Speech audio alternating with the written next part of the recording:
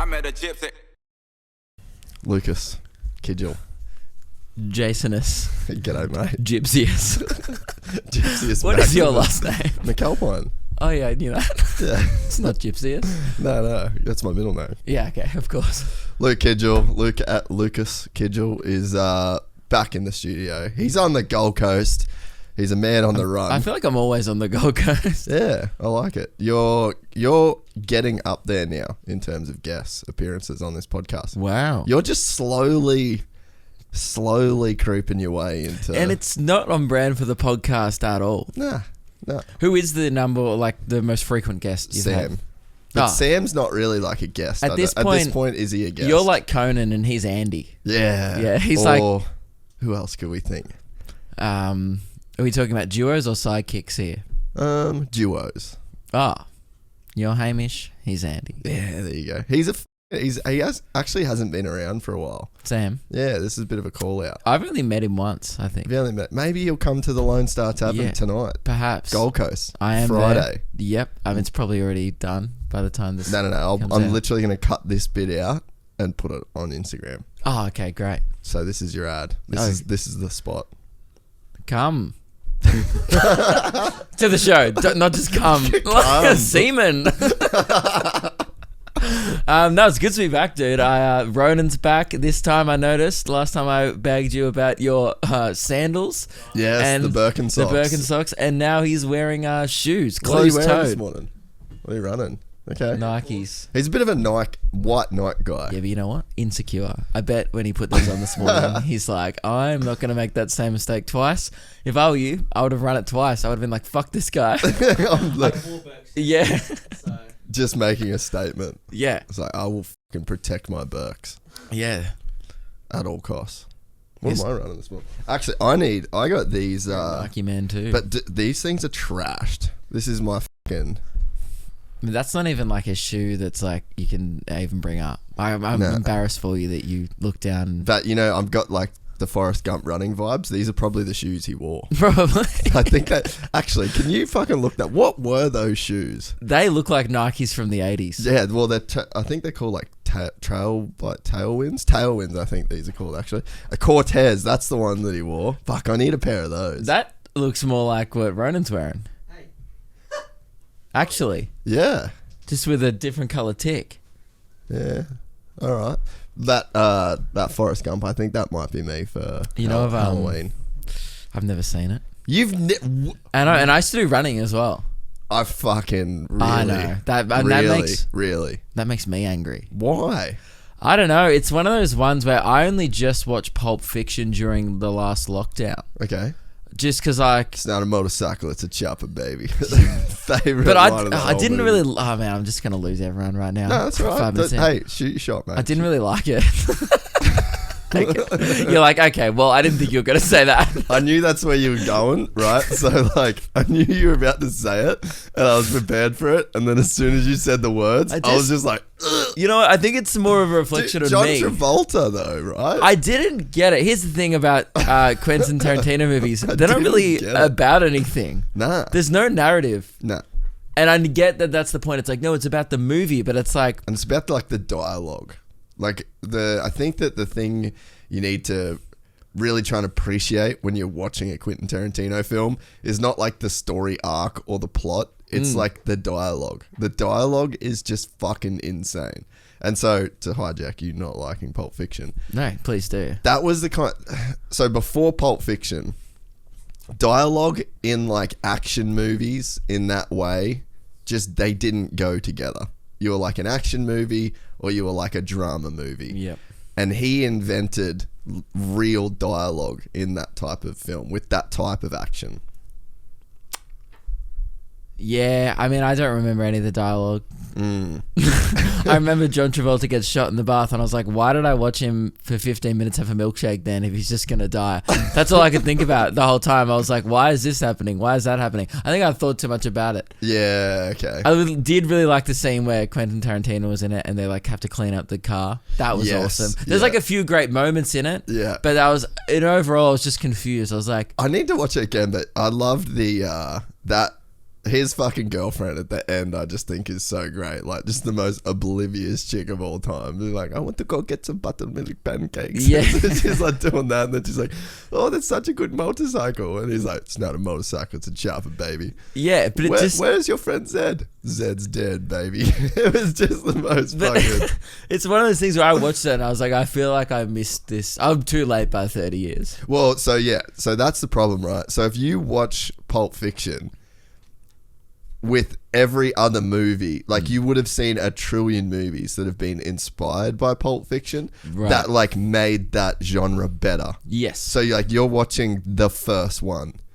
You know what I mean? Yeah, it was like groundbreaking for the time. Yeah. But I if think, you watch it now, then it's like the genre's like it develops so much. I think a lot of people hold nostalgia with things. Like oh God. I don't know why I'm saying this. I feel like this is confessions of a moron like right now. I've never seen The Simpsons. Ever. Like a full episode. Wow. I think I wasn't allowed. I was definitely one of the kids that wasn't allowed to watch it. Like up until a point, but then I hit that point where I guess I was allowed to watch it. But like it wasn't like a thing where my dad came in like, son, now you're allowed to watch Homer Simpson and Bart and their adventures. He didn't say that. It was just like one of those things where I probably wasn't allowed to watch it. And then it just became a thing. And then it just became a thing, and then I just didn't watch. I got probably hit the age where I was like, I don't want to watch this anymore. Yeah, it was like your dad come in, he was like, Lucas. Yeah. We've big night for you tonight, mate. We have extended your bedtime by half an hour. You know, that happened when I was a kid with Shrek. What? I'll never forget this day. My dog died when I was in grade 2, and that night my dad's like, mate, you can watch Shrek. Like, and you know, he was correct. He's like, if there's anything that's going to make this kid happier, it's going to be Shrek and Donkey climbing up a hill and farting. And mate, he fucking nailed it, because it's still a great film. Still one of my all-time faves. Still stands Isn't that funny though, that like, yeah, they were quite strict. So when was I allowed to watch Shrek? Well, that movie's like PG. I was like 8. I don't understand that one. Yeah, I'm not sure. I watched it and I was like, oh, Dad, I'm not sure whether the content here I need to be censored for when I was 7. But now that I'm an 8-year-old, I can really understand these farts. I really get the undertones. The undertones. That's why he burped in the swamp. It's like he didn't want people in his swamp. But you know what? It actually is a pretty deep narrative if you look into it. Yeah, there is some. That's what those movies did well. Yes. Is they catered to the parents. Well, you watch it. Just like Shrek and Onion, those movies had layers. Yeah. Yes. Perfect. I was like that with South Park. We weren't allowed to watch South Park. So I've only just... Yeah, I've watched a bit of South Park. I don't know. Again, I feel like I don't... What was your cultural linchpin as a kid? Like, I'm weird. Like, I don't know. Arthur. Arthur was pretty dope. I'm from a different, like... That's an American show, though. Every time you come on this podcast, ABC Kids. Yes, because we didn't have Foxtel. So I didn't really watch Nickelodeon or anything. I didn't really, like, watch that much TV or do, like, normal kid shit. Yeah. Like, I started playing Pokemon in Year 9 English class. Yeah, right. Like, because I was like, my friend had it on his laptop, and I was like, I'll give this buddy a thing a whirl. I was like, what are these Squirtles about? And then within like 2 weeks, I'd beaten like 4 of the games. Did you so you got pretty into it when you did? Yeah, but as we all did, like, that's all I remember from like Romeo and Juliet at school was like during, you know, you should play them on the Game Boy emulators on the computer, so you could play them in like times 10 speed. So you can just like rip through all the levels, quickly fight a thing, move on, fight. You can like beat the Elite Four in like a week if you go hard. You know, if you have enough English and humanities classes that week, it just depends on your schedule, you know. But yeah, no, I was kind of weird as a kid. I used to go outside. Isn't that strange? Yeah, we did a lot of that. We did a lot of outsiding as kids. I was a cubby house bike riding kid. Yeah, I remember that from the first podcast. You were a bit of a BMX kid. I didn't have a console growing up. Yeah, no, we didn't either. We weren't allowed. But how old are you? 33. Yeah, so that's less weird. Yeah, consoles weren't as common. That was like what, Nintendo 64. Yeah, so Nintendo 64 was the shit, and then PlayStation 2. That would have been when you were a teenager, PlayStation 2, right? Yeah, but I remember that was like, dude, I used to be friends with kids just because they had a PlayStation. That was a real thing. That was a thing. Fucking super real But thing. I wasn't that into it even when I went to my friend's house because I sucked at it. Yeah. And it's not fun to be I to do found something that as you're well. shit at. Like you know it was like a weird one that everyone forgot about. Do you remember iToy?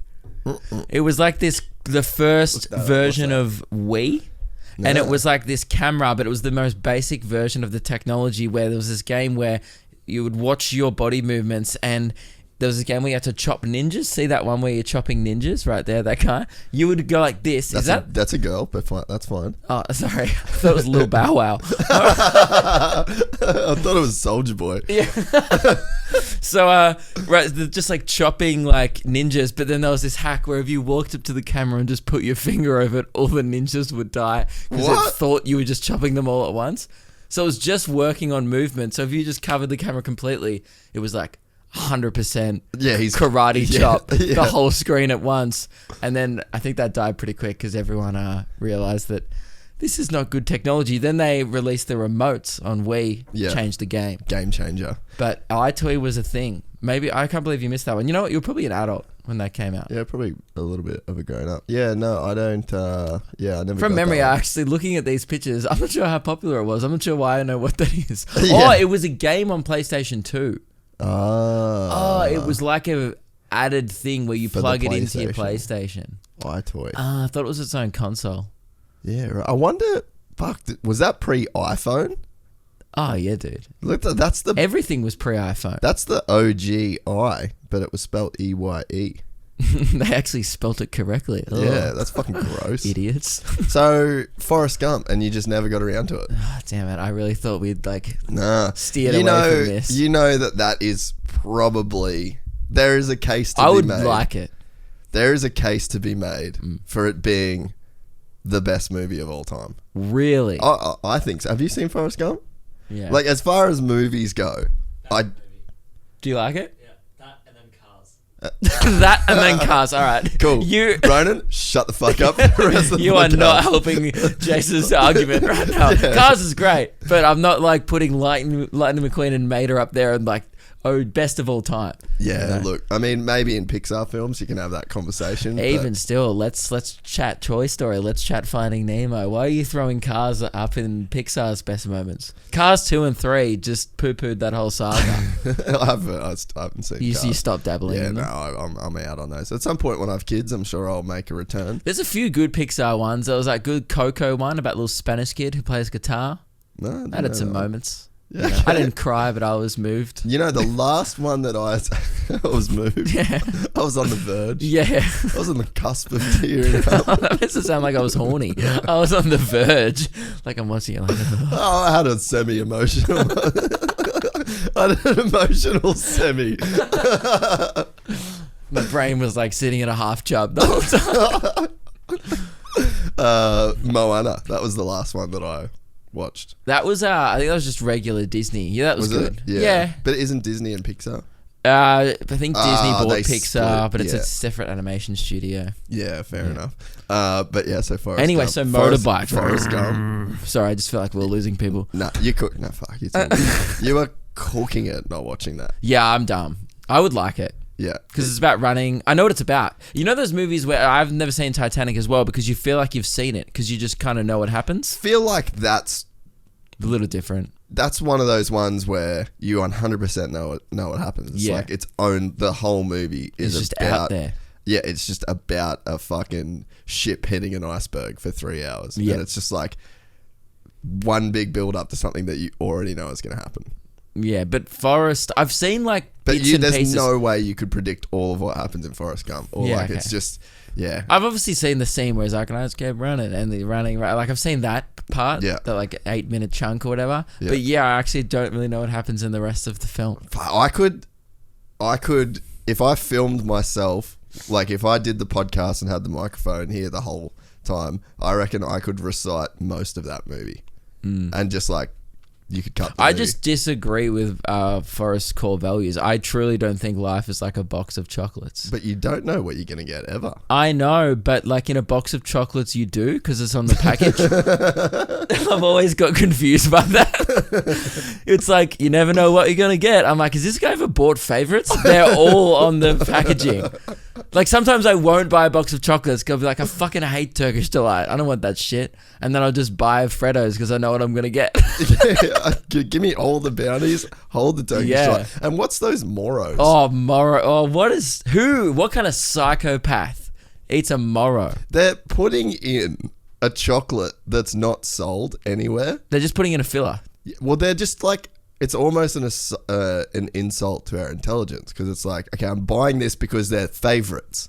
Like they're my favorite ones that I always buy. And you're just like sneaking some shit in that no one has ever. How can it be anyone's favorite? They don't have a Moro in its own packet? You ever seen one? No. Only because... So how can it be a favorite? Man, Ronan's good. Already Googling Moro chocolate. Okay, they've got their own chocolate bars. So they exist. Maybe they're American. It seems like something Americans would enjoy. Yes, offense.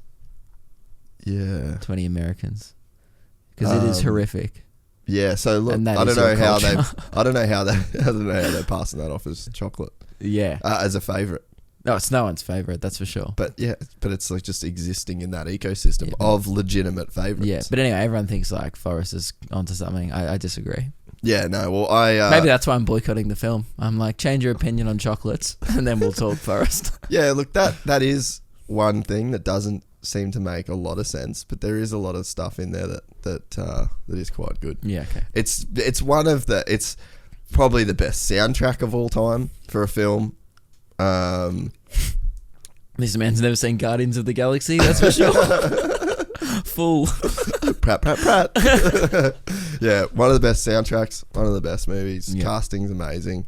Yeah. But if I went through like the top IMDb top 10, I'm embarrassed to like how many I haven't seen. What would be in that? Like I've seen Shawshank. IMDb top movies. Top movies of all time. Like I've seen Shawshank. I've never seen any of the Godfathers, and that makes up 3 of the top 10. Really? They're long.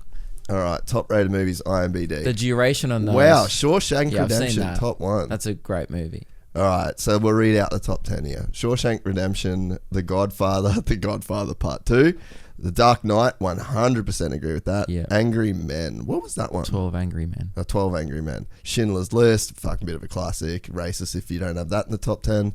Lord of the Rings, Return of the King, hard not to argue. Pulp Fiction, The Good, the Bad, the Ugly, and then Lord of the Rings. Fight Club in 11, Forrest Gump 12. Fuck, this is sick, this list. Inception. It's almost like 13. It's the list of the best movies of all time. These movies are so good. Yeah. And they're like in a fucking bit of an order. Yeah. Yeah, so Forrest Gump. The Matrix. Star Wars gets 15th. Empire Strikes Back. That's everyone's favourite. I'm a Return of the Jedi man. I love myself an Ewok. Return of the Jedi was the fucking shit for me. Battle of Endor, dude. Yeah, Ewoks swinging down from trees. Didn't have that. Kind of motorcycles. Future motorcycles. He's his father. Cool, dude. Oh, this is... go back. So this is the worst, like, top 50. Well, I've never heard of any of these. That's 250... Yeah, I haven't heard any of these. Well, I guess that's why they're in the worst 250. Yeah, but surely you'd think that the worst movie of all time... Oh, hang on. No, this is still in the top 250. Yeah. Go in the worst. Is there like a list of the worst ever movies of all time? What was that one that Franco ended up remaking? I don't know. I've hardly seen any James Franco films. I watched that one, like, This Is the End. That was a good movie. Yeah, but that was more of a Seth Rogen written film, wasn't it? Yeah. Franco and was in. Evan Goldstein. Yeah. What are the top 10 worst movies ever made? Rotten Tomatoes. Yeah, let's go there. And we're having some technical internet issues. Not like us in this studio. No. We've actually like semi-fixed it, but I don't know what the fucking deal is now. Stop fucking lying to yourself, Jason.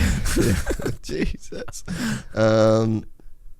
Maybe it's this link. No, there you go. Fucking eat a dick, Luke. Nom, nom, nom, nom. In the Name of the King. Oh, surprise, surprise. A Jason Statham movie is considered the worst of all time. Okay. Material Girls, Blood Drain, Yeah. The fog. Speed 2. This is epic. Just sounds like kick-ons. Movie 43. Yeah, this is fucking terrible movies. A movie called Vampires Suck. Serving Sarah, Sandra Bullock movie. Great. Oh my god. Yeah, I've never heard of any of these. For good reason, I guess. These are rated 3%. That's a lot lower than what you'd want. 3%. Yeah, imagine working on something for 3.5 years, 4 years. You'd write it, edit it, post-production, direct it. Then at the premiere, there's 100 people there and 3 people enjoy it. That's not a good hit rate. Three people go, I don't want to fucking die after watching that. That was horrific. These ones have 0%. 0%. How? Oh, What? wait. So this is... Oh, wow. That's 0%. Go to the most... Most of these are like awful horror films. Wait, let's read a review. So go into that one. Yeah, I feel like horror is a genre where... Hang on, did I see an Air Bud movie up there? That's bullshit. Ballistic, what's this? Yeah, okay, what's the review? Um... An endless barrage of bullets and bazookas. That was it. I'm having a hard time believing the words as I type them. It's not that bad. These could also be reviews of John Wick. Bite your tongue. No, just an endless barrage of bullets and bazookas. That's all those movies are. They're incredible. There's just a better way to do it. My favourite review is, quote, not available. That really says it all. What's that? Someone's just left a 1 star and been like, I cannot even be bothered to express in words how much I hated this film. I wonder what you would, like, what your expectation would be of that. You know what I mean? Like, going into that film. Scroll down, that review is awesome. Plot holes galore, cliches, senseless violence, and an incoherent script to top it all off. Felix was not a fan. Who the fuck is reviewing things online? I've always thought about this. Yeah, that is quite true. Like whenever we like get breakfast like on tour, Meg, my girlfriend, will always be like, "Oh my god, like let's look up best reviews or like thingo." And then she goes on Yelp and looks at cafes, and I'm like, "Why are you listening to the opinions of people that review cafes? Like, go in there, eat. If you don't like it, just don't go back." Yeah, those are the rules. Yeah, you don't need to be like, my eggs were not like cooked enough. Yeah, I'd actually don't want to know that person's opinion on anything. Yeah. It's got to be. It would have to be bad enough that it becomes like a public service announcement, essentially. Like for me to write a review. You think you're doing other people a favor. Yeah. But I guess that's what a lot of those people think. They're like, I'm doing a service. I suppose you're right. No one else has to have these eggs. But it's just like a spectrum. They're on just like this trigger, like hair trigger. I always think reviewing something positively is also weird. Like, fair enough, chuck your Uber driver 5 stars, sure, because it pops up. I thought you were about to say $5. I was like, whoa, no. Settle down, Luke. I'm not on that tip money. All right. God, I wish. No, but like, you give them 5 stars, but I'm not going out of my way to like review people. No. Good. I'm just like, good. You've done the bare minimum. You've done your job as a cafe.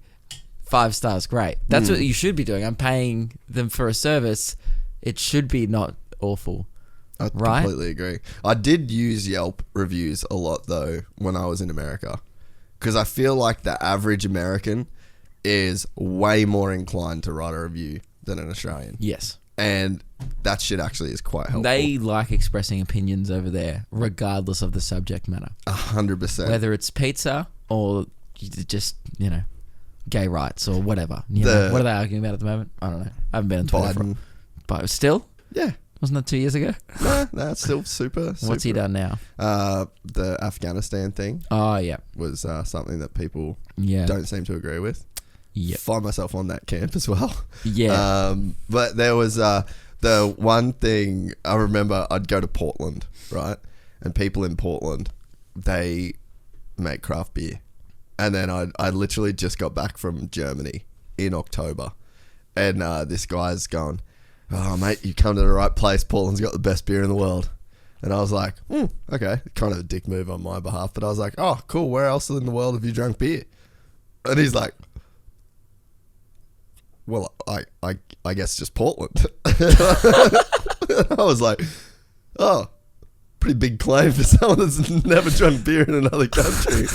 And it was literally like fucking everything that you just said. That's like being like, McDonald's has got the best burgers in the world. Like, have you ever had another burger? Nah. That was Not even Burger King. I felt like a bit of a dick. It was a bit of a dick move, but No, it's not. I feel like I just needed to point out the obvious to him. I feel like that's a real thing in America to not leave. Yeah. A lot of people just don't go anywhere else. Yeah. I met a lot of people over there that Never been overseas. Well, didn't have a passport. Right. Where it's a big thing here to go overseas because I guess I feel like Australians feel a little left out.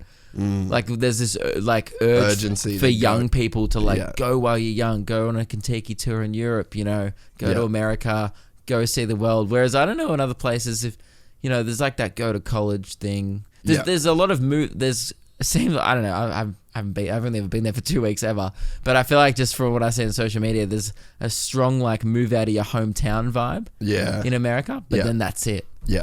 There's no other aspirations to see. Well, I feel like for Australians, we're so close to our immigration still because it's only like a couple 100 years old. So you got like, how many Italian friends have you got where like their parents are like still super fucking Italian? Yeah, and then true. they've got the grandparents that still speak Italian and they do so I think like that's probably a lot of the big push to go to Europe is true. because we're so close to that shit still. Whereas in America, it's almost like they've cut those ties pretty much, and they're like American. Because all I ever hear about Americans is, I would love to come to Australia. Oh my God. Like, so mate, you're kangaroos. And it's always just like this really base level interest in traveling anywhere. Yeah. Like there's never anything more than like what they've seen in like Crocodile Dundee. 100%. It's very odd because that's like me going like, oh man, I can't wait to come over there and see your guns. Like, it's exactly the same. It's like, that's all we see about you on TV.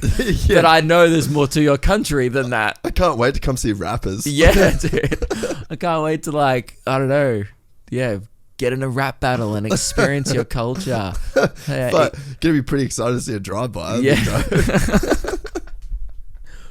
I don't know where to go from that one. Oh, that's rare. Is that rare, Ronan?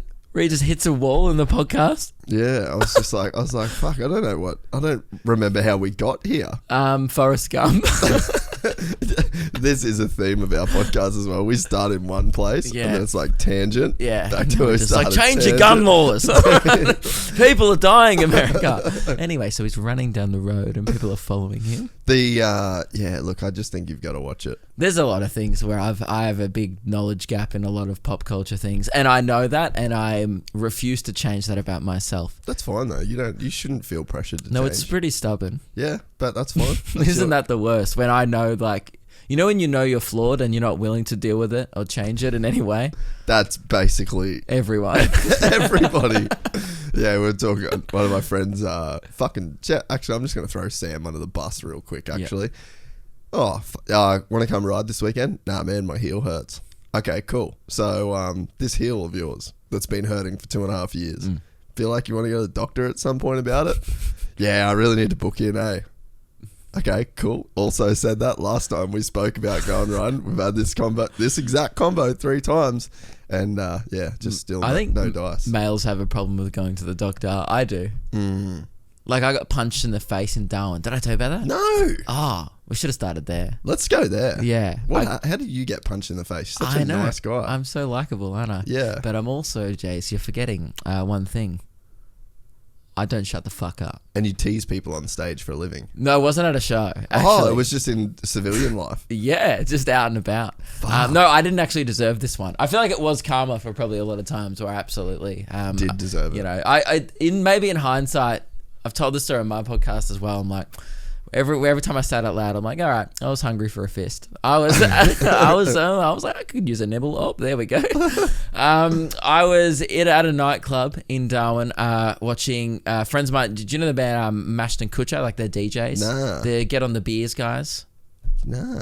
Oh, is that? They're like in the Triple J. Yeah. Okay. 100. Yeah. They were playing a gig there, and I was doing my show there that night, and I kind of realized they were in town. They realized I was in town. I was like, oh, whatever. Went out to this club, watched their set, and then it got to like 2 a.m. Now, I'm not a nightclub guy, so I'm not used to being in those environments. And I was there at like 2 a.m. I realize how it really gets out in these streets. Darwin nightclubs are not like they're not like the friendliest place in the world. Man, you don't go there for hugs. Nah, 2 a.m.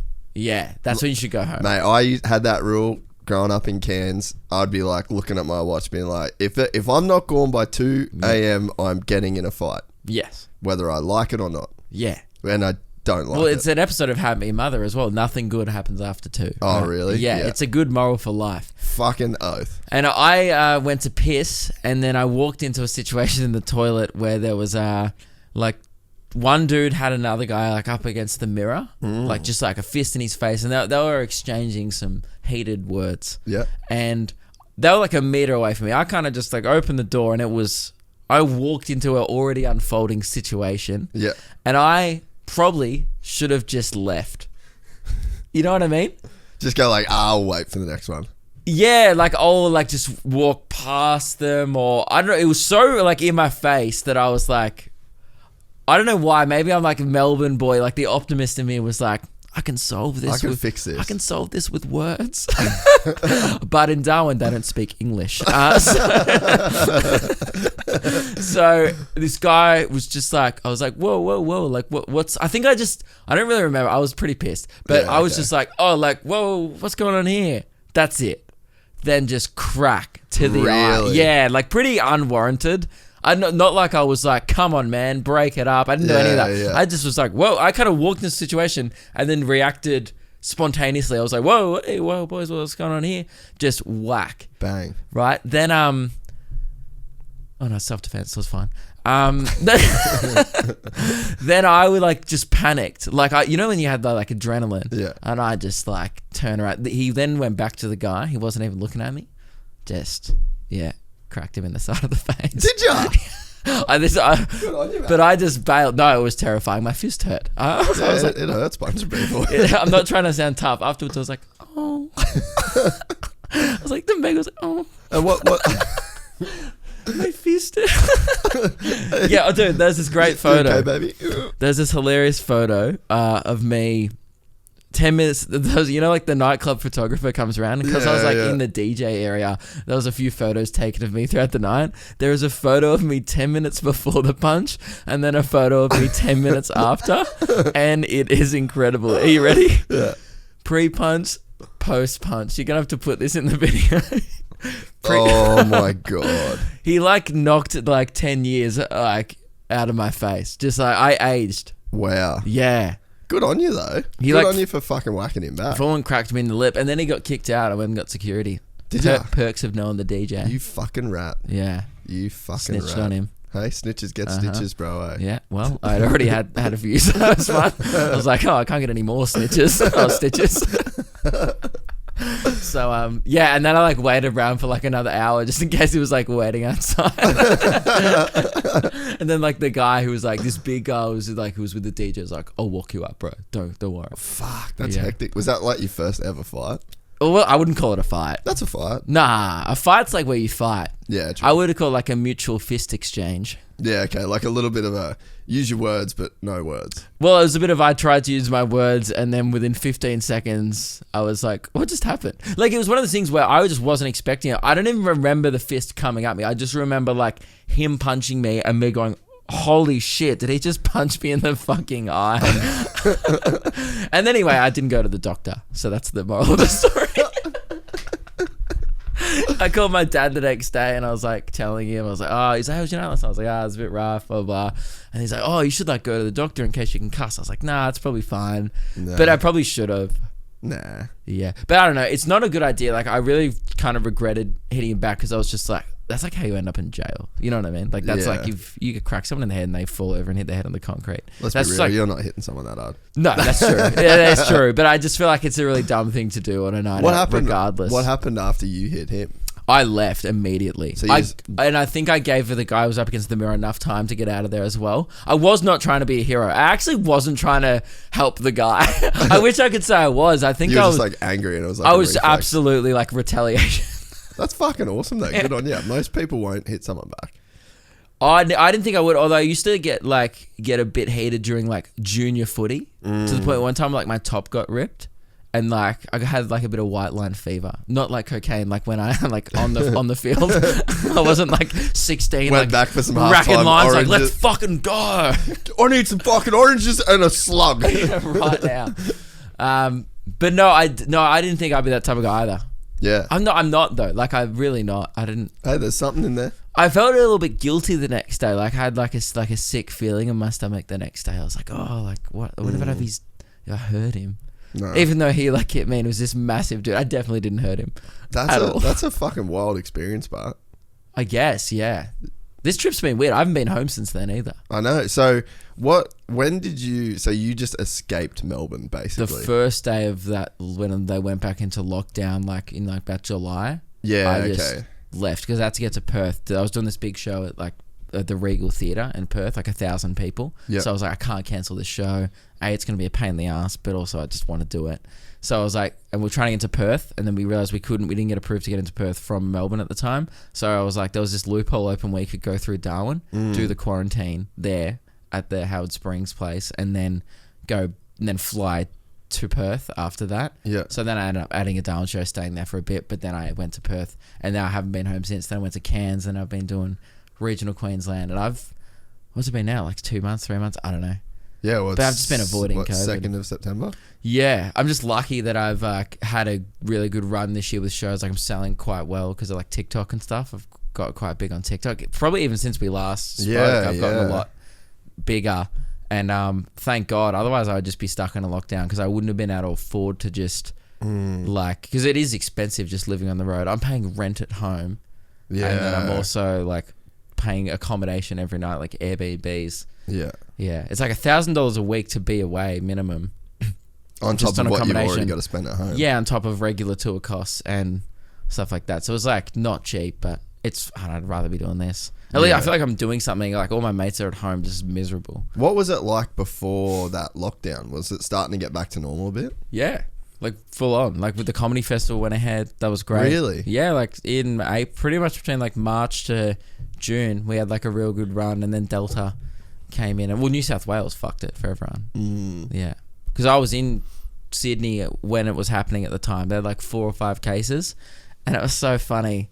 They are just their attitude towards it. Places that didn't have COVID last year much in 2020 have such a relaxed attitude towards it. I was there and I was like, I know what this is going to become. So I left immediately. I got to 4 cases and I was like, nope, they're going to hit. I told Meg at the time, I was like, they're going to hit 1,000 because they're going to ignore this until 20. And then after that, that's what Melbourne did. They went back into lockdown. Now they're on like 200 yesterday. Yeah. And I know for Americans listening, that's like tiny numbers, but here that's a lot. Yeah. Because we actually didn't have it that much. But what was I saying? Oh yeah, their relaxed attitude. They're so relaxed to the point where my mate Frenchie, who's a comedian, I was with him. It was on the news, and they had like 10 cases or something like that. And I was like, dude, you've got COVID again. And he turns around to me and goes, COVID? No. Oh, no. We don't really do that here. I was like, oh, sorry, I didn't realize you had a choice. Oh, wait, so you can just like opt out? Yeah. Wait, so Melbourne just opted in for COVID? Yeah, I was like, I feel so silly this whole time. I was in my house for 10 months. I didn't know I could just not do that. Fuck, dude, how was it? Like, I haven't spoke to you really since you did the full 10-month thing over there. Because, like, yeah, you were just stuck in that first I feel like lockdown. I did. Didn't I come here in October last year right afterwards?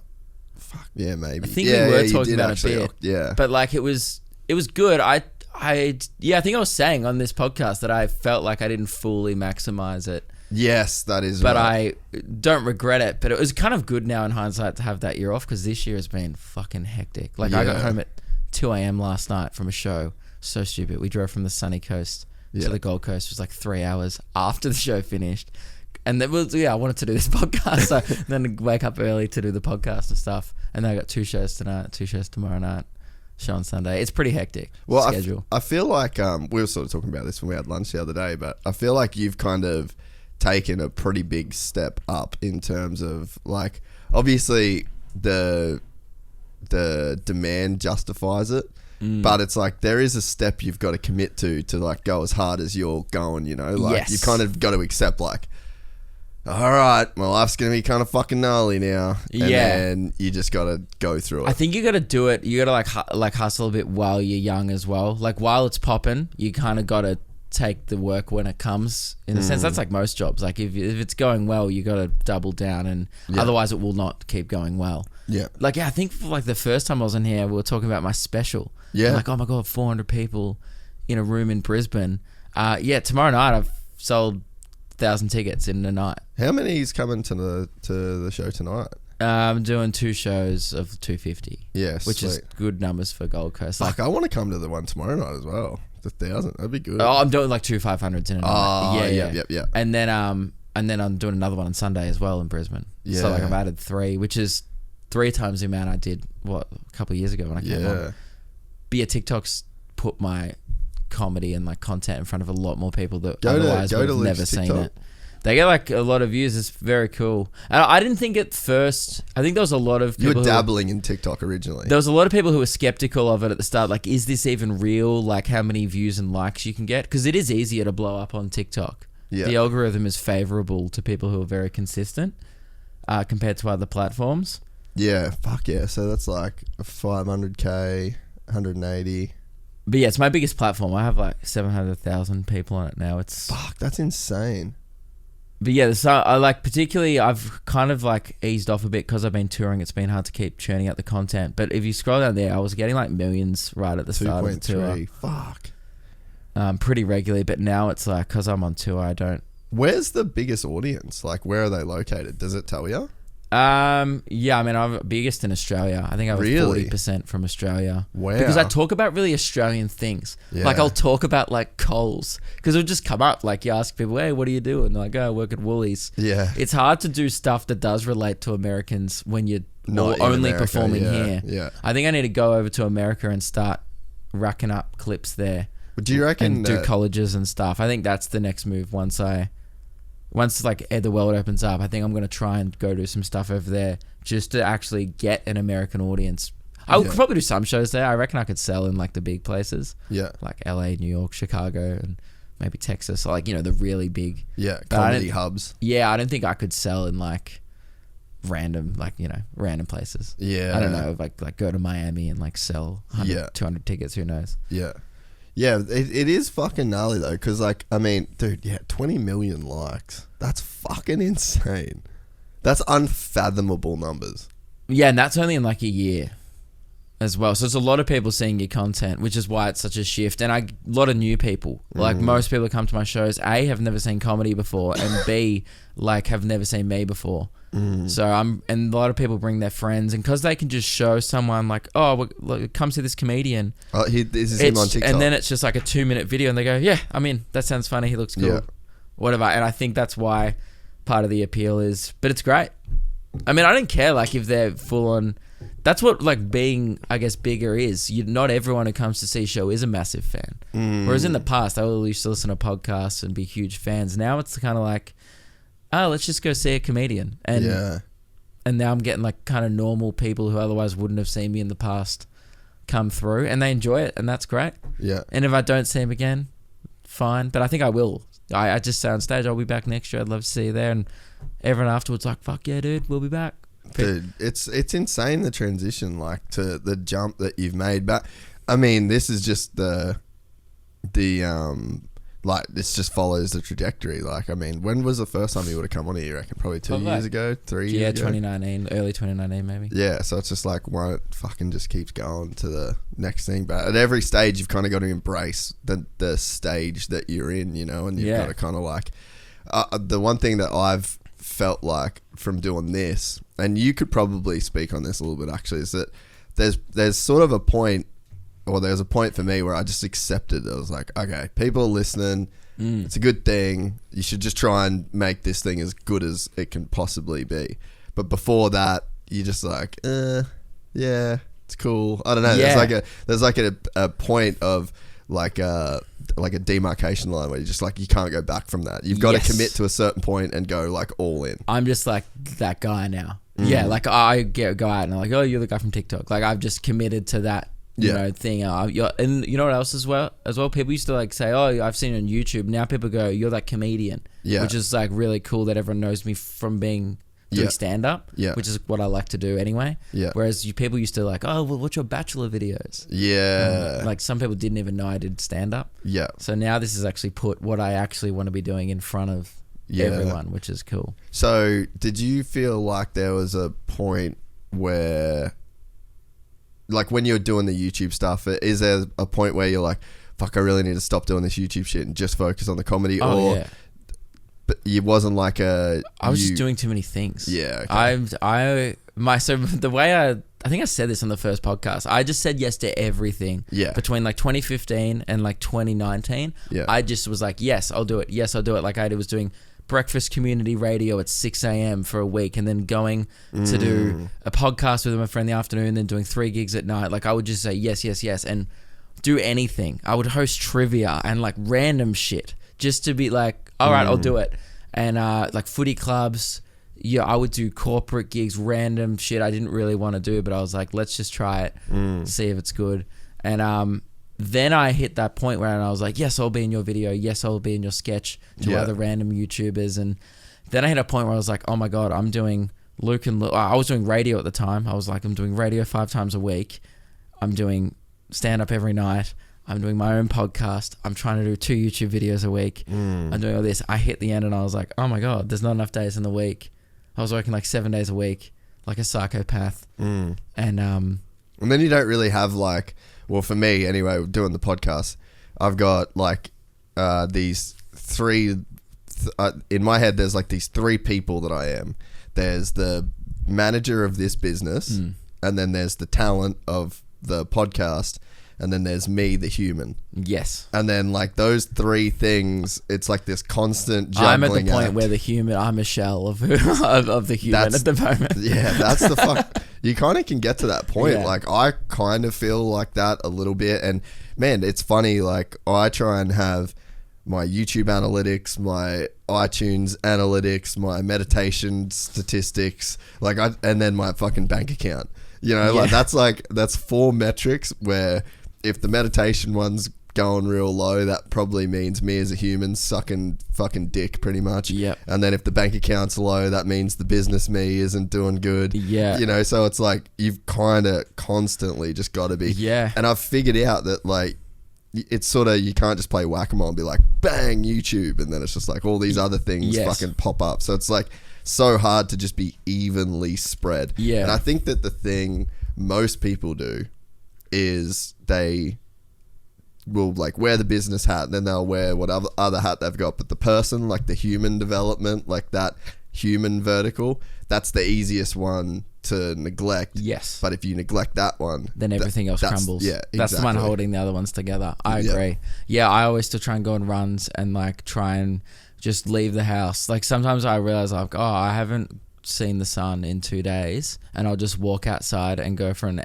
hour walk and think and just be like, and often it is like, what do I need to do, blah blah. But then sometimes I might actually think of a joke. You know, sometimes in my very free times I do get time to write comedy. Sometimes that's what it feels like though, right? Is that the thing that you're the most known for, like this podcast.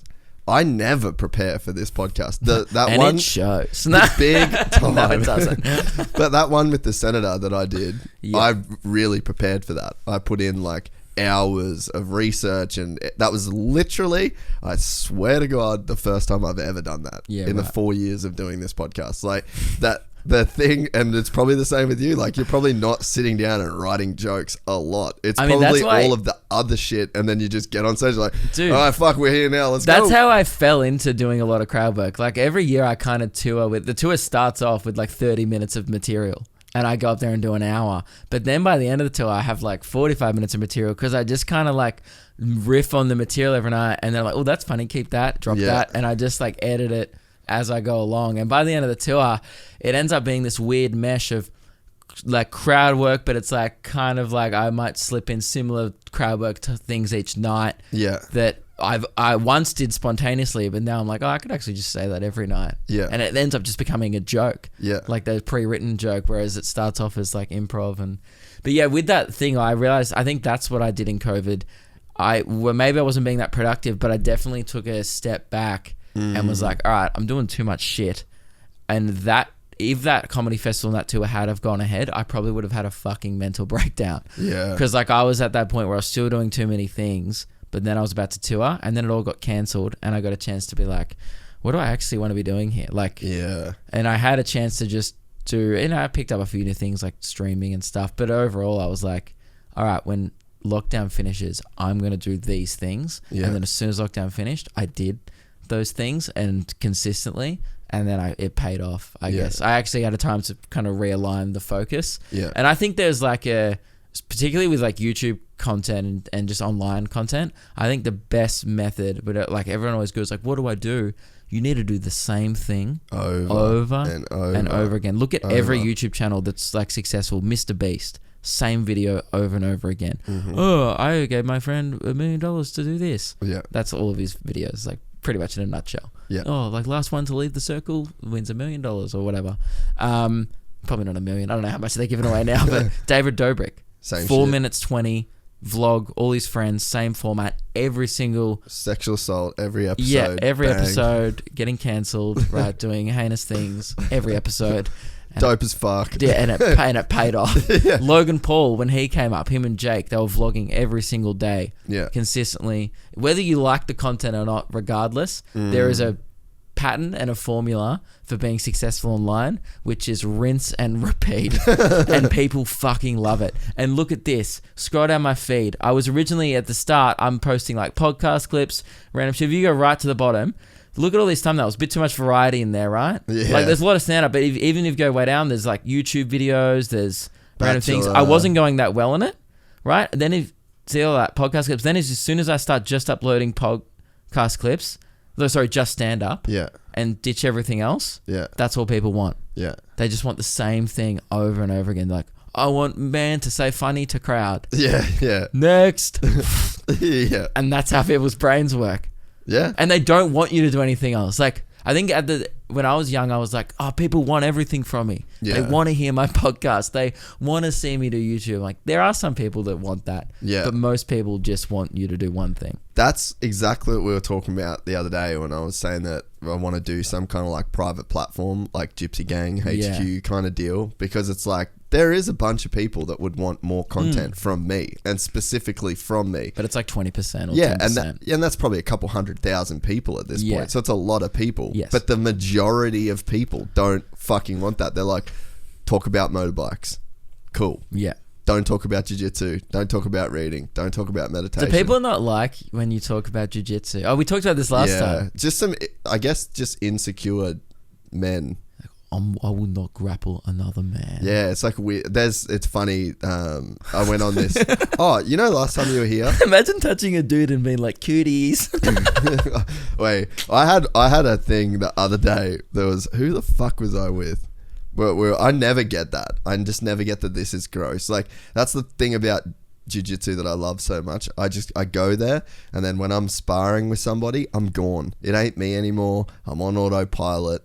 I've checked out the building. Just jiu-jitsu's taking place. Jiu-jitsu days. Yeah, I didn't say that right. But that's what it feels like, you know. You're gone, and I fucking love that. And then the other day, I had someone was there, and I was just like, this is actually this sucks.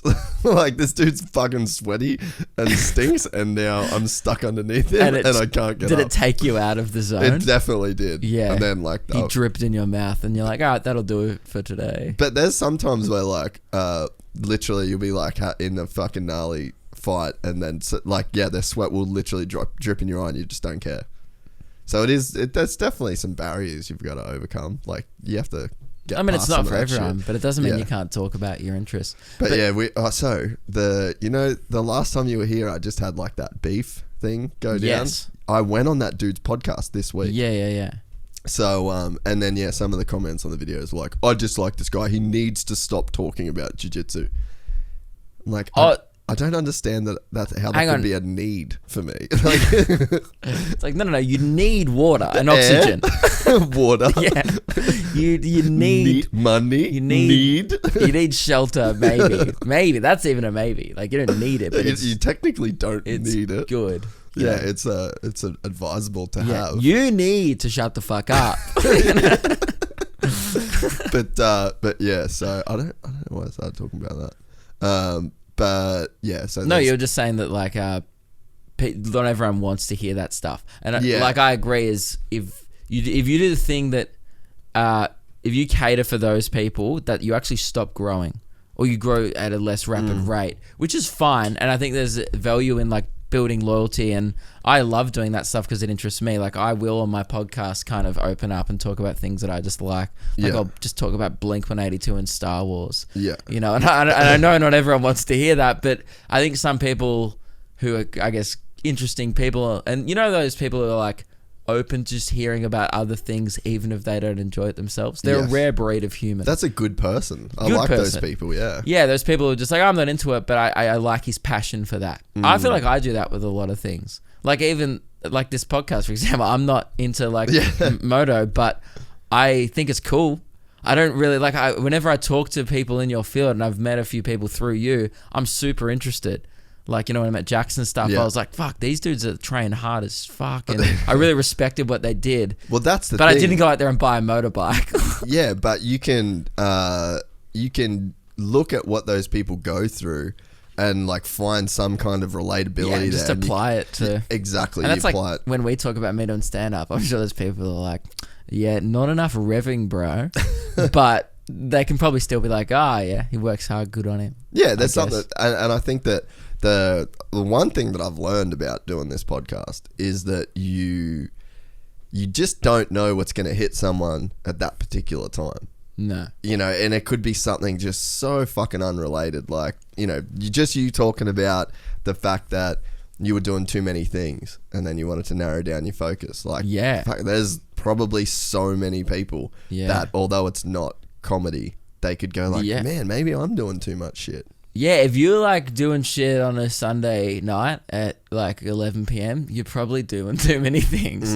That's like my rule. I'm like, if I can't even have Sunday night off, I'm willing to work during the day, and that's God's day. All right, I'm not religious, but lol. I guess I have a bit about religion in my show this year. Oh, really? Yeah, fucking a white bloke telling it how it is. But yeah, no, I just do too much shit, and I feel like Lewis, who I worked with as well, we both work quite hard because we're like trying to juggle 3 different jobs. There's like this online job, there's business, but I've just hired my brother as a business manager. He just quit his big boy job. He quit like a normal person job to just enable me to talk about cum every night on stage, which is hilarious because he had like an office job in the city. You know, he had to wear like nice clothes, and he was very well respected, and I think the company will actually struggle to replace him. And he's like, and I think they'll be like, why would you quit? Like, you're on good money next year. What's going on? You've been here for 5 years, you're working your way up. And then he's just like, I don't want to be sad. And they were a great company, Tim, and stuff. I'm sure he likes all the people there, but he's just like, this isn't the dream. Like 9 to 5 for me, like a lot of people, isn't the dream. I think he just was like one day, like he probably sees how much, my brother probably sees how much fun I have. Like, you know, I'm going away and I'm doing all this cool stuff and I have my own schedule. And I think like that's quite appealing to a lot of people who are stuck in something. The thing that people, I think, need to understand, like if you want to do work for yourself full time, like at least for me and in my experience, is basically like you're signing up for just a lifestyle. It's like, this is how my life will be. I'm basically on call 24/7.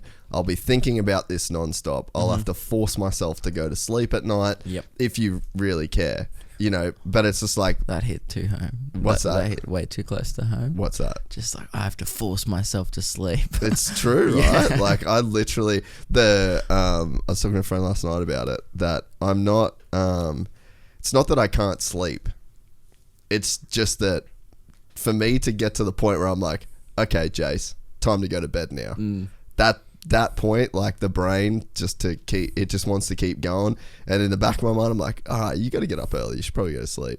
And then it's just like, nah man, we still got some fucking shit to think about. I like have this, me and my girlfriend have this joke, because she like, you know, works with me now, because like she has a heart condition, so she can't do her old job, which was remedial massage. So since COVID and stuff, that job kind of was not existent for a year anyway in Melbourne. So since then she's like moved into like helping me do my tours, and she sells merch, and she's also in content, like people might have seen her in videos and stuff. She's fucking hilarious, right? So she's like just kind of transitioned into kind of what I do, and we just work together now. And we have this like ongoing joke, like it was like midnight the other night, and we both were so tired. We've been going all day, like trying to organize this shit. And then, like, just like COVID's become a nightmare. Like, we have to allocate 1,000 people seating tomorrow night. Yeah. Allocate. It's the law. Yeah, it's 100% capacity if it's allocated seating. Like, just like shit like that adds like hours of work. Just like, how are we gonna? That's a lot. But we've sold tickets as general admission, so then we have to like manually do it. Like, yeah, it's anyway. Things like that just at the moment are becoming a nightmare. But gets to midnight, and I'm like, I needed to eat, so we had 10 minutes off where we watched half an episode of Brooklyn Nine-Nine, and it gets halfway through, I finish eating, I'm like, I have to get back to work. And we have this ongoing joke where I just go, let's go achieve our fucking dreams. Like, let's go and do our dream job right now at midnight. And we get so angry, like we're so angry, like, this is what I wanted. Is it not, Meg? And we just scream at each other. No, not actually screaming, but we're just screaming into the abyss about like, you asked for this. Yeah, I'm like, I wanted to, like, this was my dream when I decided to not go to university. I didn't think I'd be in a hotel room in the Gold Coast at midnight allocating seating. Like just shit like that, but if that's every day. Yeah. But that's just like, I guess, what it costs. And then there are small pockets where you like, I walked out on stage in front of like 1,000 people in Perth, and I was like, okay. Yeah, it was dope. This is cool. And then, the stage thing is pretty rad. Like, I imagine that would be quite like a tangible feeling. Yes, there was a moment of, I didn't think I'd ever get to this point. And it almost felt like not that weird, because I don't know, you think like when you aspire to be that, like, you know, I started open mics, I was like, I'll never be able to fill a theater. Like, that's insane. That's just that's so out of reach at the start that you're like, even 2 years ago I'd be like, get out of here, right? I could barely fill a 400 seat theater. But this is like one of those big ones, right? And I was just like, oh, okay. And then I got out there, and because you've worked so hard to get to that point, I'm almost like, yeah, this feels normal. Not normal, it feels weird, but it's just like, I understand how I've done this, but I exhausted myself so much to get to this point where when you're in the moment, I'm like, man, this show is going to be awesome, but the nap when I get home will be extreme. Like, I was just like, I got back to that hotel, and there was no like there was adrenaline stuff, but I just was like, because I met everyone afterwards as well. I stick around to meet people because I appreciate people coming out. And I did have a discussion with my brother. He's like, at what point are you just gonna like not meet people? Everyone. And I was like, I think anything over 1,000 you can't. People waited around for like 2 hours. I can't believe people waited. People are so lovely, man. People are like, they waited outside like in the cold, like under a thing for 2 hours and lined up to meet me. And by the end they were like, thank you so much. They were like, to me, thanks so much for waiting around. And I'm like, thank you. Yeah, you waited, right? Yeah. I appreciate that more than me. Like, my time is not worth as much as your. Like, you probably have a babysitter. You have work tomorrow probably. Like, yeah, I'm like, I'm going to Bunbury tomorrow. Well, it shows how much this shit actually like means to people. And that's like, that's always so cool. What the term like essential, like that's been one of my biggest problems with this whole fucking COVID thing is just like, fuck man, what is essential? Like to say what is essential to somebody is it's a kind of a weird, it's like a weird deal. What I never understood, and this is coming from a true blue Australian alcoholic, why is bottle shops essential? Like them and supermarkets were open during lockdown. I wasn't mad about it. Not complaining. I was stocking up, but I'm just saying like that seems wrong. Whereas I know people like who are a carpenter, like he couldn't work. Yeah. And I was like, right, well, people still need shit done around the house and things break, you know? Yeah, that whole argument around essential was just fucking super, super weird. Yeah, And like we needed a dishwasher at our house. I couldn't get that installed for 9 months. Wash my own dishes. That was annoying. like a fucking pleb. Yeah, but I'm like, I could go down and, you know, Get slogged. get beers and then just leave. I was like, what? Yeah, I mean, fuck, that was just some weird... People have been so appreciative this year. Yeah. Because I hit a lot of regional towns, which I always try to do because I fucking love it. Like, man, some of the best shows. Like, the best show of the tour this year was in Toowoomba. Like, Really? T-Bar? So much fun, man. They're just like, you know what? Some of those places like Rocky, Cairns, like Townsville and stuff, just loose units who they are starved for entertainment, and they're so much more appreciative when you're there. They fucking love it, and they tell you, they're like, man, no one's coming up here for 2 years. Thank you so much. They're like, I haven't been seeing, like, people, like parents and stuff would come with their kids. Whole families would come, you know, like their daughter or son is into me, but then the parents are like, mate, I haven't seen live entertainment in 2.5 years. I really appreciate you coming to Rockhampton or whatever. Like, and they genuine moments after the show, like people hug you and they're like, man, no one comes here. Yeah. It's so cool. Yeah. I appreciate it. I'd love it if you came back next year. I'm like, and I will, because it's just like, I like going to those places, and I like, they're normal people. Yeah. Whereas people in the city are like, all right, next. Yeah. And they just kind of leave. Yeah, and just like having that much more choice. Yeah, of course. They're just like, In Melbourne, I'm like, yeah, I could go see a show. I could not. I could go tomorrow night. Doesn't matter. Impress me, fool. Yeah. Just entertain me, clown.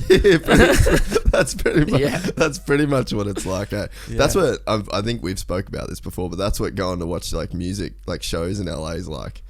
You go to a concert in LA, like if you went to like the Roxy or something like that, it's just a bunch of people that are like in the back just going, okay, I see how they could think this would be good. yeah, it's like meh. They're like waiting to write the review, but they're all like industry people, or they're like trying to get in the industry. They're not just there, just genuinely like wanting to be entertained. There's become a real theme, or like a cultural thing, where it's like cool to not respect people.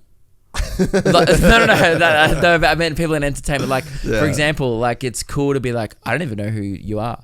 Like if someone goes, oh man, I really like this musician, like they're so cool, and like, what? I've never heard of them. And then they think that it's cool to not hear of them. Like I'm like, who the fuck is that? Like if I haven't heard of them, that means they're not popular. That's exactly what it is. It's so annoying. Dude, I had it last night at my show.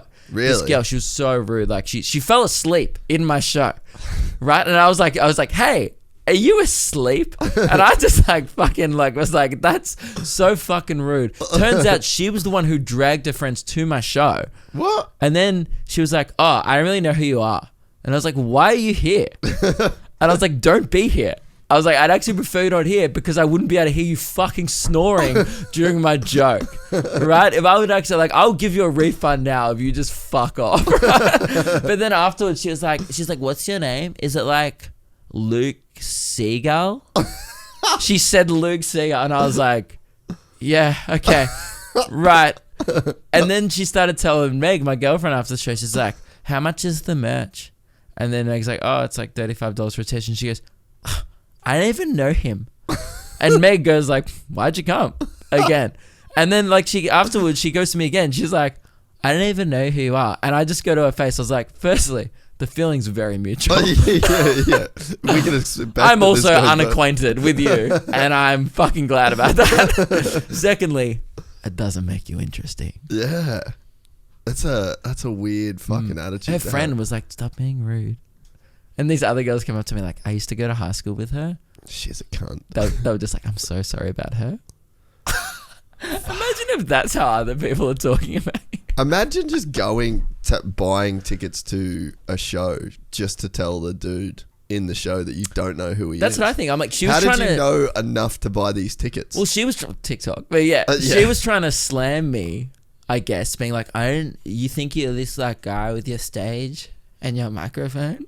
Like she was trying to like make me feel worse. I'm like, this sounds like a massive you problem. I've made $35 a ticket from you and your two friends, and you're the one being like, who are you? And I'm like, I don't know, but thanks for your cash. See you later. It's so weird. I'm like, I'm not the one who... like, this isn't embarrassing for me. Yeah. I've sold 3 more tickets to my show. I appreciate you being here. Yeah, like... It sounds like you've just made a bad decision and are now regretting it. The money doesn't hinge on you laughing at this. No. Or even being awake. Yeah. You actually just add to my material. Well, that's the thing. The fact that she was asleep, I was like, that's actually the most useful you've been all show. So I think that's the one thing that people don't understand about their opinions. Their opinions are essentially just a mirror. You know, like that, like the dude that would say, like, you need to stop talking about jiu-jitsu. Yeah. It's like, all right, you've just told me a lot about yourself. Like, you're just an insecure guy that is like worried in some way that maybe if we ever got in a physical altercation that you'd get fucked up. Yeah. So you just you try and like downplay what somebody else is doing. Yeah. Completely, and it's just like, oh, dude, like I can see what you're saying here. Yeah, like I can read what the words are, but I also know what you're saying. And when you're talking, like us two a lot are talking to lots of people at any given time, the reality is that it's, I don't know, it's weird because you don't want people to feel like their opinion doesn't matter, I guess, but it's one opinion does not speak on behalf of thousands is what I'm trying to say, I guess. Like there's one of those videos up on my page where I was joking about, right? Oh, what? You do that? Yeah, from time to time. Okay. Jokes are good. Yeah, and that's my job. Yes. And it actually says in my bio, comedian. Yeah. And I think some people forget that. They miss it. They think it's like some serious political commentary. They're and just shit. like, fuck, your TED Talks are hilarious, bro. Man, your TED Talks have got like a bit of a comedic tinge to them. You ever thought about trying to make this shit funny? Yeah. So I was joking about Michael Jackson being a pedophile. Yeah, right? And whether you think he was or wasn't, hey, I don't care. Right? He's not around anymore. Who gives a shit, right? Yeah. It's not, I mean, I guess if you're a victim, you give a shit. But, you know, I feel like it's a thing you can definitely joke about. It's a well-known thing that people know of, and you can make jokes about that. Yes. Right? I made a joke about it. It has context that people generally understand. Yeah, and I wasn't even really being like, he's a fucking pedophile as well. Like, because, you know, I get a lot of people defend him and go, he was never, and a lot of people think he is. And I don't even know. I've never watched it. Who gives a fuck as long as people laugh? Yeah, I haven't watched the documentary. You know, I think he's got some tunes, right? Thriller bangs. Bangs. Bangs. Shit dude. slaps. Shit slaps. Want a jacket like that. You like the red jacket, the Thriller jacket? I thought you said I want a jacket like that. Oh, no. And I was like, to kids? No. 'Cause I don't think you want a jacket like Michael Jackson does. Again, someone's going to get mad at this. So I got this message from this guy after I uploaded this clip. And I check my message requests, like, you know, from time to time. Usually people have questions about shows, so I try and keep on top of it. But he's just like, man, yeah. He's like, I've been a fan of you for 5 years. And I just want to let you know that I'm unfollowing. Michael Jackson is the king of pop, and speaking ill of him is like blah blah blah. Just like ran on this, you know, sent me like this 3-paragraph, well-worded essay about why I'm a piece of shit, and I was just like thinking, I was just remember like thinking it was so funny, like he thought I was gonna be like, no, don't leave. Like he thought I was gonna be like, come back. Don't, man. If you unfollow me, it's over. I'm over. Yeah. God damn it. I needed you. And some guy was once like, man. Oh. What have you done? Oh, I plugged out my headphones. Oh, no. I can't hear myself. What am I going to do? Try and push it back in, the bottom bit. Is that better? Oh, my God. Is that better? Yeah. Fix it. Cool. Dude. You have Tech a fucking whiz. moment. Yeah, it's happened before. You were like, put the cord in. Plug it back in there, bucko. Dude, what's it saying? The guy unfollowed you. Oh, yeah. And now your career's fucked. And this podcast is your last chance at salvaging what career you thought you had. That's why I came on here. Yes. Baby, come back. Please come back. Baby, come back. I need that guy. So if he's listening, I think Michael Jackson has sex with adults. As well as kids. Correct. He's gone again, damn it. Did you see I didn't watch the full thing, but Schultz on Rogan making those North Korea jokes about the chick, and people were like bummed at him for that.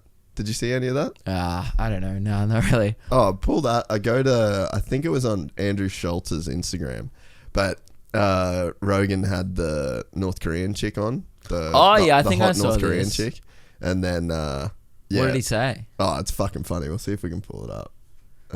Instagram. So for those who don't know, Andrew Schultz is like a big American comedian. One of Luke's mates, he just rubs shoulders with him all the time. Yeah, you know, I dabble. Nah.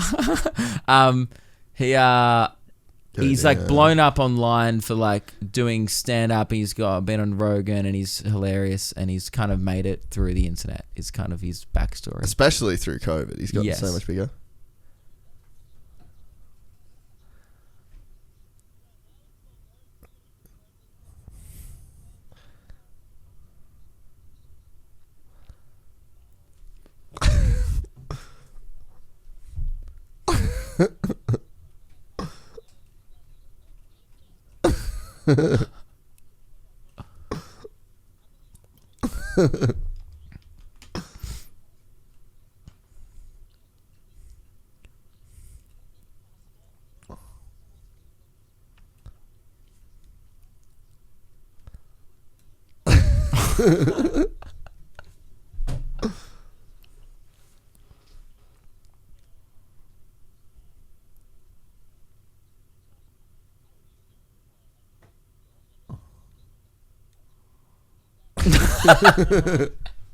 So yeah, but people were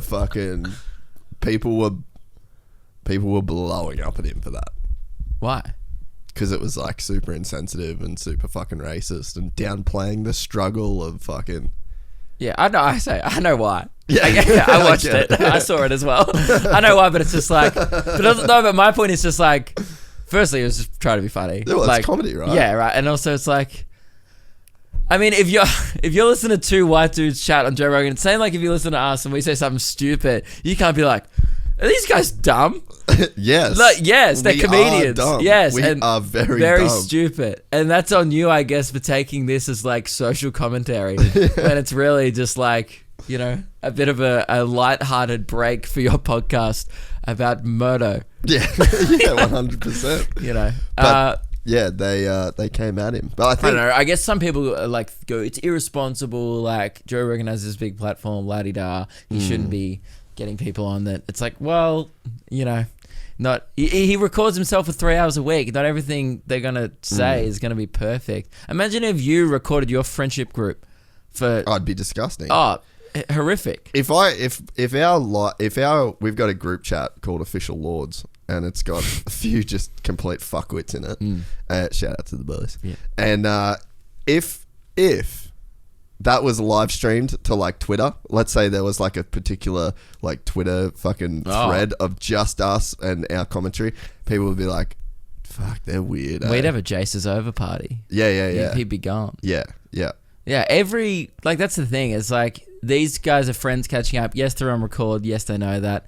But also, he's doing like huge theaters now. It's entertainment. It doesn't, honestly, those people would have never come see his show anyway. So it actually doesn't affect him. People are like, we had all these, what's the band? The BTS. Right, there's North Korean boy band, Korean boy band. Right? Yeah. North Korean boy band. No, they wouldn't have made it out of. John. Yeah, like, he is our Lord and Savior. Yeah. Doesn't poop. You know, he banned people wearing skinny jeans. What? Yeah, because he didn't like Western culture seeping in. But they're all so skinny. I know. What are they going to do? Yeah, that's just jeans, That's just jeans, bro. Feed your people more, then they wouldn't be skinny jeans. Fuck, now I'm cancelled. All right. It's just, it's so funny. Like, I thought that I was just like, oh man, like they're banning skinny jeans. And I was just thinking, like, all I could think about, I was like, now what happens when Fall Out Boy come to town? You're going to wear baggy jeans? You look like a fucking idiot. I've been to a Fall Out Boy concert. It's skinny jeans or fuck off. Right? Yeah, basically. And every male has to wear eyeliner. Yes. Non-negotiable. One night. If you don't look like the band members, you're out. That's so, like, oh, there's another crazy story I read just before I get on back to that BTS thing. I will forget. So let's, just before, I know right now we're taking a detour. That's fine. Right, we're doing a Forrest Gump again. Yes. I want to know, we started off at BTS because that is a good one as well. What's BTS? The band. The band. Yeah. The North Korean boy band. They're like the biggest band in the world, and you're like, what the fuck is that acronym? I actually don't know if it stands for anything. I've actually never heard of them. Oh, that makes you interesting. So, Luke, They can't be that big. You're a racist. So just this story I heard about North Korea. I was like reading about North Korea, like just, because I just get bored. Do you ever just read about things? Quite a lot. Yeah. Oh yeah, books. See, I don't. Big book guy. I just like read. I would just Google things and then just read about it because I'm weird. So I was like reading all these. I struggle reading off the internet. Like I struggle reading unless Really? it's like a book and I'm like, can really get close to it and really. I think I just only read about things that interest me. I wouldn't read like a story off a screen. But like this was like this first-hand account of people who have escaped from North Korea, and there was this crazy story about this family that they lived in North Korea but quite close to the South Korean border, so they could tune in to South Korean radio. Which is completely illegal. Like, that would fuck you up, I reckon. Punishable by like life in prison camps and possibly execution, because it's considered treason if you consume any foreign media, something like that, or like a crime against the state. Which is what I think they should do here. Yeah. Yeah, you should only be allowed to listen to Nova Drive. Right, but there was this story, right, and this guy's like, yes, my family, we used to huddle around and put it on the lowest volume, a little black radio every single night for 10 years and tune in just to hear like Korean pop music. And it was their favorite time every day, and we knew if our neighbors heard it, we'd be dobbed in and we'd end up life in prison. And all I could think was like, man, imagine like that. Look at the lengths that they go to like have a bit of fun and to listen to radio.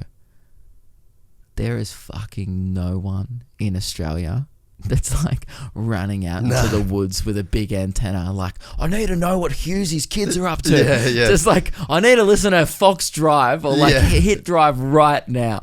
Gotta get me some Alan Jones. Yeah, that's just crazy to me that like we have so little appreciation for like what our lives are. It's just, I think I'm probably gonna like maybe try and like incorporate a bit into. I really want to write a bit about North Korea because I just think it's so fascinating. Not shitting on North Korea, just like more pointing out how lucky we have it. And like just saying like we take all these things for granted, and there's people over there like huddled around listening to fucking BTS, going like, wow, this is entertainment. Well, that's kind of on like a serious note. That's like one of the problems that we're having right now is that like Australia's going through some shit, and then there's some like real obvious like insane atrocities and injustices going on in other places of the world. And then so we're caught in this weird situation where if we, like this whole anti-vax thing and like, okay, what is free? Let's have some. What are our unalienable rights? Where's like, because in my opinion, a free society is where like every person is granted these rights that cannot be taken away from them, and then the government of that free country is basically built around that person and their rights. And the thinking that underpins that is that like a free person that is able to contribute to society is better. And will achieve a better outcome for society than someone that faces any form of oppression. Right. So that's like our underpinning of our society. And then we've all got on the same page and we're like, this is the move. And then we've got examples like North Korea and Afghanistan and all these places where like that just isn't the case. And the problem is that now you're seeing people on social media, as soon as you take a position, like I pretty much am taking the position of like, this is the line in the sand. These are the freedoms that I've got. Everything builds off that. I can't give you a little bit from that because then as soon as I give you something like a little bit of that freedom, now we're existing on a scale. Where there's like minimal oppression, or you know what I mean? And then it goes all the way to North Korea. All the way to Afghanistan. Whereas when you're like solo and you're on that little island and you've got those rights and like they can't be taken away from you, you're not on the scale. So the problem is that you get people that are like, look at what's happening over there, and what, you just can't wear a mask and you just can't do this. It's like, okay, now you're asking me to step onto this fucking weird scale. And right now it's not dangerous. Right now, like the move probably is to wear a mask, and the move probably is to get vaccinated when it's safe and when it's like ready, really ready. But you can't mandate that shit, because then you've just stepped out of your sovereign island of being a free person, and then you've just got like, you've stepped onto the scale. You're at the most cordial end of that scale, but now there is the possibility. So it's a weird thing, but it's not like you stand on that island and say like, fuck them, fuck their problems, like, glad we're not like that. I think that by being on that island, you actually can have an ability to protect other people's freedoms as well. So Yeah. I just think people really need to be like careful with that. It's like, it is so true. Like, we don't appreciate these things, and we do take so much for granted, but that's why it's like, Yeah. you've just got to stand there and you've got to be, that free individual. And then as a free individual, you need to fight for other people's freedoms. And you just can't do that when you exist on that don't continuum. fight on your Instagram story. 1000%. Yeah, like that's not, people are like, we gotta fight, and I'm like, cool, are you posting it to all your white friends in Australia? Is that gonna help the problem? 100%. Like all these girls like trying to save Afghanistan, from their bedrooms. You're like, just fucking promote juice. Yeah. What is wrong? Yeah. Just get your tan, put it on. You noticed during take the your week, pick. I fucking posted a whiskey brand deal. Did Yeah. you? Okay, what was it? Was it a flex? I was just meant like, I wasn't trying to change the world. I was just doing me and being like, buy this shit, bro. It's good and it makes you drunk. Like, there's no real change. yeah, my coming from point that. was like, I don't, I do address, I think it's so funny. I actually talk about it in like, I talked about it online this week. I had one of my shows about how everyone was just talking about the Wiggles, right? And like how, there's no one like, all my friends, do you know the Wiggles? Did you hear what happened about the Wiggles? Mm-mm. Oh, you didn't hear about the Wiggles? Like all my, like it was Enlighten me. It was a day after the thing in Afghanistan happened, right? And all my friends were just talking about the Wiggles added new band members. Right? Really? 4 new. Yeah. Just watch the stand-up clip. I just thought it was Go so back to funny Luke. that everyone was talking about the Wiggles because we live in No, this. just go back to his TikTok. Yeah, it was like one of the most recent ones. It was the second most recent one. I was just, that one, the Wiggles. So I just thought, just before we click on it, right, I just thought it was like so funny this week that we live in this world of like, where news isn't news. No. Like Afghanistan was real fucking news. Like that, fair enough, talk about that. And if you want to post that in your story, great. You're not changing the world. But yeah, I think it actually is important to talk about it. And or maybe it's just even from the perspective of, wow, like that's horrible. And to make sure that stuff never happens here and stuff like that. There is still value in talking about it. But we live in this world, I was like thinking during the week where it's like, none of my friends give a fuck. Really. Yeah. And they are still posting about it, but then in the group chat they're like, "Oh my god, did you hear about what happened in the Wiggles?" But then in their story is like all this shit. It's about Afghanistan. Yeah. But like they're not talking about it to anyone. They're just publicly being like, "I care," and then like really they're just being like, "Oh my god, like 4 new Wiggles. You never thought you'd see the day." Just like this is crazy. Yeah. So just play like the first half of the bit, right?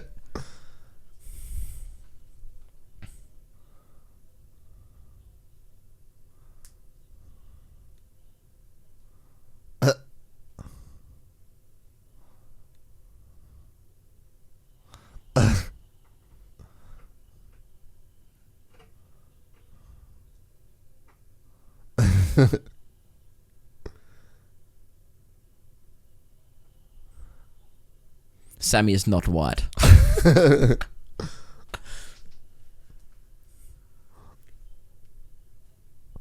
Fuck, how many of them are there? 8.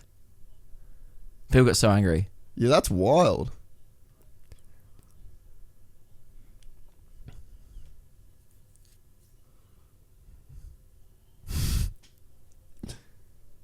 It's true. Fuck yeah, Greg.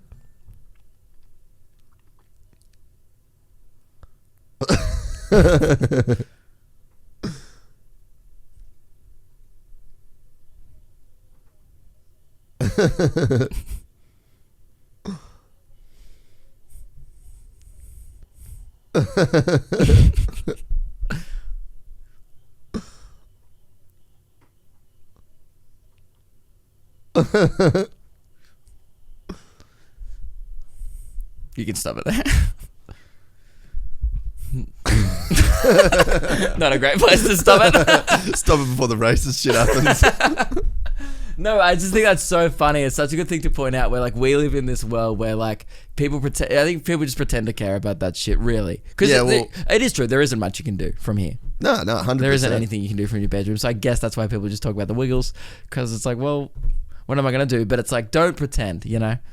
Yeah, and people like, people sort of just take a side. And then the problem is as well. Was anyone pro-Taliban?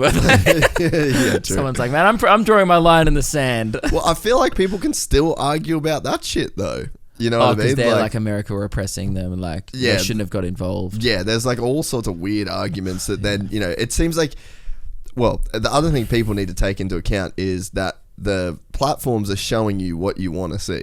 Like the algorithms are super smart. Like if you watch your reel and you fucking, you know, you keep swiping up on your reels on Instagram, like the more you like and the like you swipe out on one thing that had these tags on it, Instagram's like, it doesn't like that as much, and then it's like 30 bucks, and then it's like bang, watch all of it, and you double tap it, and then the next reel is going to be something that's more associated, more. Yes. So what you're doing, whether you know it or not, echo chamber. Exactly. You get created this little echo chamber of information that you want to hear gets just delivered to you. And it makes people think like they're right because they're constantly seeing other people who agree with them. Exactly. Even though that may be a minority. Yep. It's like all I get now is just skateboarding videos.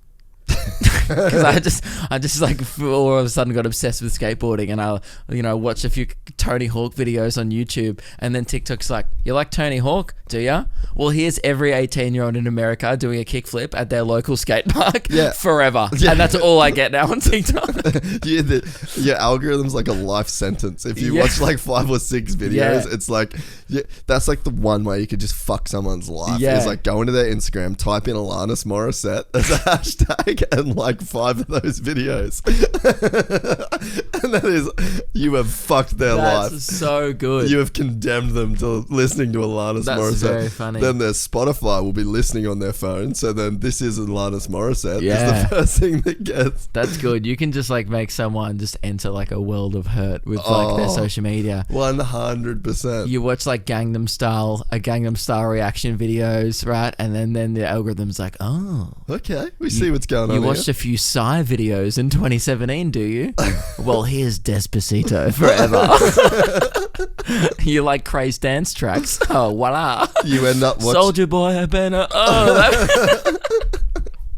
You end up with fucking dickheads like Luke Kidgell in your TikTok. In perpetuity. Literally, people like my video once and then they just probably can't get rid of me now. Yeah, all of these views are from people that are just being fed your shit. Yes. You're like, how do I opt out of this? Yeah. TikTok's like you can't. There's no way. How good. But yeah, that's one of the problems that we're facing. And I don't think people realize that it's happening to them. There's no objectivity. Like if you're getting your information from social media in any way, shape or form, and then even... So be like me, get no information whatsoever and be forever uninformed. Yeah. Ignorance is bliss, baby. And it also makes you sound like a bright dickhead on podcasts. But like even the stories that you watch, like the stories that you watch the most and you don't swipe out of or click next on, they're going to be the ones that you get first. So you are being fed information, whether you know it or not. And it's like that's the one thing that I learned from doing that podcast with the senator dude is, why do I say senator dude? Malcolm Roberts. That's the one thing I learned from doing the podcast. But you never learned his name. Malcolm Roberts is that it's really, really hard to be educated. It took me 3 hours to decipher 20 minutes of one podcast on the Australian Constitution. I had 4 pages of notes for a 20-minute section of a podcast on the Australian Constitution. Wow. Because that's how hard it was to understand. I'm not a fucking lawyer. So for me to understand some lawyer shit, I had to really go in. I sat in my chair at home with my laptop and a notepad, and it took me that long. So I think that was probably one of the biggest shocks. Is like, you think you know what's going on? Yeah, you actually don't, and you need to do. That's why I just don't pretend I do, I guess. But maybe that also makes me an idiot. Is like not even trying. Yeah, but the thing There is is- like, no, but who's there got is- the fucking time? Sure, yeah, it's mainly that. It's because I'm just self-absorbed, maybe of doing my own business or whatever. But you admit that, and you Sure. don't pretend to know. No, yeah, no one's coming to my content for facts. Exactly. But like, if you want to hear, like, you know, I saw a homeless person in Cavill Avenue try to fight a Lamborghini that was parked. It wasn't even moving. Now, if you want to hear about that, hey, I'm your fucking guy. come check me out. But you will not hear anything at all informed. You know, it was crazy. I've been staying on Cavill Avenue since I've been here because I'm a degenerate and I think it's funny. Have you taken Meg to the strippers yet? Oh no, we should go. Yeah, definitely. Yeah, I told her, I was like, yeah, man, Jace, we're leaving tomorrow. Well, let's go tonight. Yeah, okay, cool. yeah. It was like so funny to me that like, you know, I come to the Gold Coast so much now, so it's not like I don't feel at this point like I'm one of those touristy people that's like, I need to stay at surfers. Yeah. I've stayed in Burleigh, I've stayed in Coolangatta, I've stayed in Palm Beach, I've stayed everywhere pretty much, Mermaid, Broadbeach, all down the coast. And there's a sick part of me that I don't Just know. loves Cavill. They're just no, I don't love it. I'm just white trash. Like Yeah. I'm garbage. I'm exactly what that street wants to be on it. And Meg was like, oh, like, you know, let's just stay at this place on Cavill. You know, there'll be food around at night because I get home late, so it's like, all right, fine. It's kind of just convenient. Yeah. But you go out there at night, and oh my god, Creatures, eh? oh, animals. Yeah, creatures. Yeah, we're just wild people. I went to this kebab shop and I'm standing there in trackies, thongs, bread, and 2 liters of milk in my hand. Right? Doing your ass shake. Yeah, going like, give me fucking money, guys. I'm literally like 1 a.m. I've got holding milk. I've just been to a convenience store to get milk and bread for the next morning for breakfast because the supermarket was closed and I'm a child and don't go shopping during the day because I'm busy, right? So I was like, fuck, all right, I'll pay upwards of $8 for milk at a convenience store. I get to the kebab shop, like, hey, dude, like, just started ordering. And he's like, oh, where are you off to next, brother? Heading out? And I look this guy dead in the eye and I hold up my milk and my bread and he just like, he looks at me like, so? And I was like, what do you mean heading out? First of all, implying that I was out. Like I was just in the club with 2 liters of milk, like mixing with some Baileys, bro. Let's fucking get this shit going. No chance. And then I was like, no, I'm not coming out. I'm going home. I'm like, my night has started and ended here and it's sad. Yeah. And don't judge me for that. I've got milk on. Like no one partying on Cavill Avenue walks down the strip with 2 liters of milk. No. But, and then it got me thinking, I kind of walked back to the hotel. I was like, that was weird. And I pressed like the button in the elevator. I was just like, oh my God.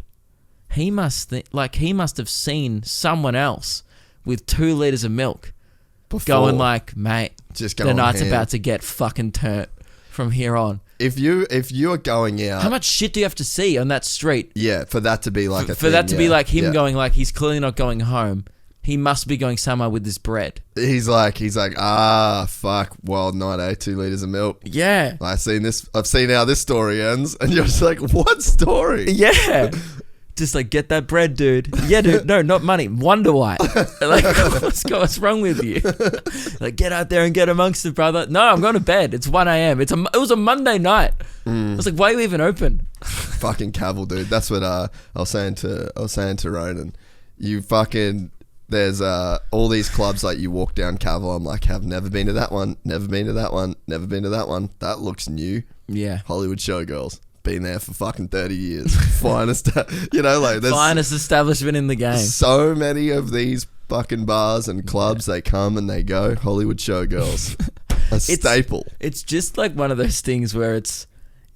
I think it's the worst place in Australia by far because there are objectively worse places, but consistently, like 2 p.m. in the afternoon in Rockhampton, that's not that bad. But 24/7. That place is open for, and it's always bad. Cavill? Cavill. There's the infamous story. I think I've told you before. I watched 2 15-year-olds have a punch on over a Mick rap.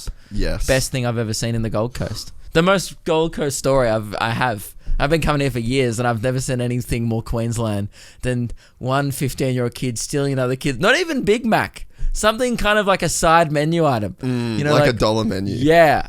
Give me your Mick wrap and just punching him in the mouth. And I was just like, There's not many fights that are worth $1. No. You know what I mean? Like essentially, if you break it down, what are we fighting over? $1 in the form of a McWrap. I like to think that's going to be Jake Paul's next fight. Just fighting over a Caesar wrap. Grilled, homie.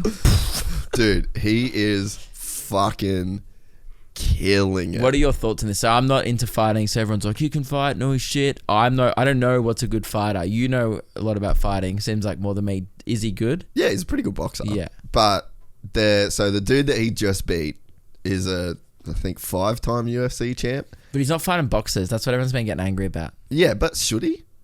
No, because he's not a boxer. Yeah, he's like trying to be a boxer. But he's definitely branding himself as a boxer now. Well, he's trying to be a boxer, and he's like doing 4 years of training. So like he's been pretty much training full time for 4 years. This is what I don't get. He's already a millionaire. Why do you want to be a boxer?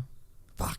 Can you look up how much money he would have I know made it's on the that money, last but fight? like he was already rich, so it's yeah, but like there's rich, and then there's like generational wealth rich, you know. I know, but if he like played his cards right, like even with what Tyron Logan's Woodley, doing with his podcast and stuff, you can get rich in other ways where you don't have to get punched in the head. Go Fight earnings. So go up a bit. Is it in is it down, hundreds actually. of thousands or millions? So the internet celebrity made $2 million from the fight with Woodley, as per a report from MMA Fighting, who got these figures from the Ohio State Athletic Commission. The figure is just his guarantee for fighting, never mind his pay-per-view split or sponsor bonuses. Woodley, who was supposed to only make $500,000 according to his agent, also walked away with $2 million. Fuck, that's a big payday for him, dude. Also, if that's the pay-per-view split, the extra 1.5 mil, then that means Jake's pulled away like a few, 3 to 4 maybe. Yeah. I take it back. That's I understand why he wants to get punched in the head. Fuck, Dude. take me back to Darwin if I get 4 mil. I know, I would get fucking murked for that. I'd take one of the gut. I'd take a slug. You can punch me in both nuts at the same time for 5. Shoot me in the leg. Imagine if like this shit progressed to that, where it's like the celebrity boxing thing just got boring, and then it was like, really, we're just like watching serious injuries getting afflicted on somebody. It's just like the most extreme. Yeah. Like, he's gonna get shot, like legitimately shot in the leg today. It's like a pay-per-view of like Logan Paul becoming an amputee. It's just like, fuck, this is entertainment now. Well, I think we're regressing as a society. Like if 100%. that's like if now like YouTubers are boxing and stuff. But I mean, the thing is, like, but good on him. I'm not hating on him for that. I think it's cool. How's this though? The two biggest pay-per-views of 2021 in boxing: Logan Paul, Floyd Mayweather, Jake Paul, Tyron Woodley. Yeah, and it shows. It's like I always tell people, like it's the same thing with actors, and also this. The industry doesn't care about your talent or skill. No. You just need eyes. If it's entertainment, anything in entertainment, just eyes mean money, and that means you get hired if you can pull in people, right? All these people, like I watched this movie during the week. It's this new one on Netflix that you probably don't even know who she is. But well, I don't have a TV. Yeah, there's this girl named Addison Rae who's like, do you know her? She's like huge on TikTok. Like one of those girls like dances. Show me. Is she hot as absolute fuck? If she is overage, yes. Oh, okay. Different one then. No, I think she is 18. I'm not sure how old these people are. So it's like a huge fucking grey. 83 million followers. Gee, 5.4 billion likes. How old? Can you just Google her age to make sure that what Jay said then was okay? Did you know who she was? Nah, but there's like some chick that I thought was extremely hot that's doing very 20. well on TikTok. But that's everyone. You know, she's doing well. Good on her, right? So she's danced her way to the top. So show me some of her content. It's just she's probably promoting this movie, but maybe do one where she's like dancing, that 11 million one. What's that? Where's she from? Oh, okay. Like, you know, like these. Whoa. Yep, just probably a brand deal, just for like. Oh yeah, it is. Yep, Partner American with the Eagles. jeans. Yeah, so it's 11 million view brand deal.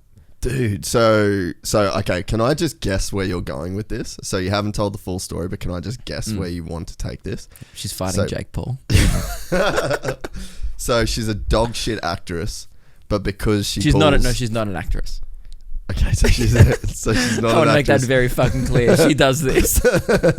Now, good on her. Yeah. That's cool. So that's pretty much what you're saying, is Yeah. she's got this Netflix movie because of this. She's the lead role, and I watched it the other night just because I was interested. Like Meg was like, "Dude, you gotta watch this movie. It looks fucking awful. It's hilarious." We watched it, like pure filth, like just like the script, everything, like continuity errors throughout it, like the dialogue. And there was one point of the film where I couldn't figure out if that she was supposed to be sad or socially awkward, because she was talking to a guy and she likes the guy in the movie, like she has a crush on him. She's falling for him, right? Yeah. She's falling for the dork. She's the popular girl, but she's falling for the loser. Because why the fuck could you ever fall for a loser? That's a great message to send to children, isn't it? It's like, Conflicted because I like a guy. oh that's no, not cool. I like him, but he likes music. Fucking dork.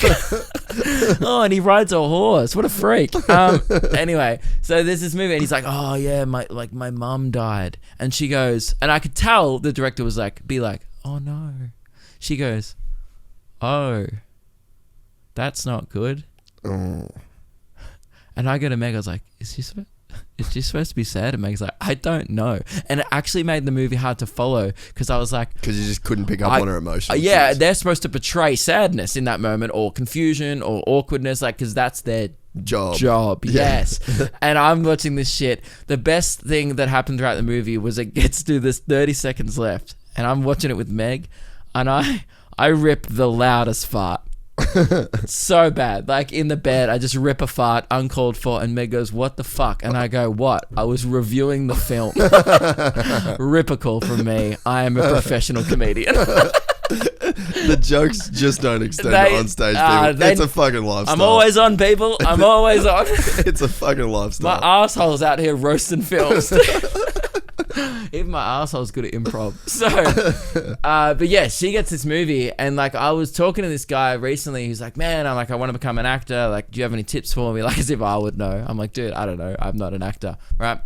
And I also did an ad recently in Melbourne, like just before I left. Just like, got asked to do an ad because of my social media following. And like, what kind of ad was it? Like for TV or something? Just for Nobby. Oh, yeah. So, you've been partnered with them. We've been partnered with them in the past just because, we have a platform and we offer value to them as a company. Yep. So they were like, oh man, love to have you in this ad. You have a line. I was like, yeah, cool. I'll come down for the day. And did it. And then all the extras... I was like, oh, how did you get this? Like, where'd you study? And I was like, what? And they're like, where do you study acting? I had one line. Like, it wasn't, I didn't have to be good at acting. I was just like, I've got a sentence. Yeah, I was like, oh, a new pair of Nobby underwear. Great. And then I something like, I forgot the line, right? Because honestly, yeah, I was like, delivered it like Addison Rae. I was like, am I sad? Am I happy about it? And they were just like, no, like, where'd you study? And I was like, oh, I didn't. I just, Nobby sponsored my podcast. So I was like, and then these actors were like, oh, you have a podcast? So you're not an actor? And I go, no. And they're like, oh, I studied 4 years. And they're like in the background of the ad, like drinking a beer, getting paid like $100 for the day to sit there and be an extra. And I felt so awkward because I was just like, I don't care about this. Yeah. I'm going to move on to my life. Yeah. And I don't want to pursue, this is not a career for me. This is kind of like a favor / I thought it would be a cool experience to just like, I've never done an ad before. I'll rock up. It was like 2 hours of my life, But for them, it's like literally everything. Yeah.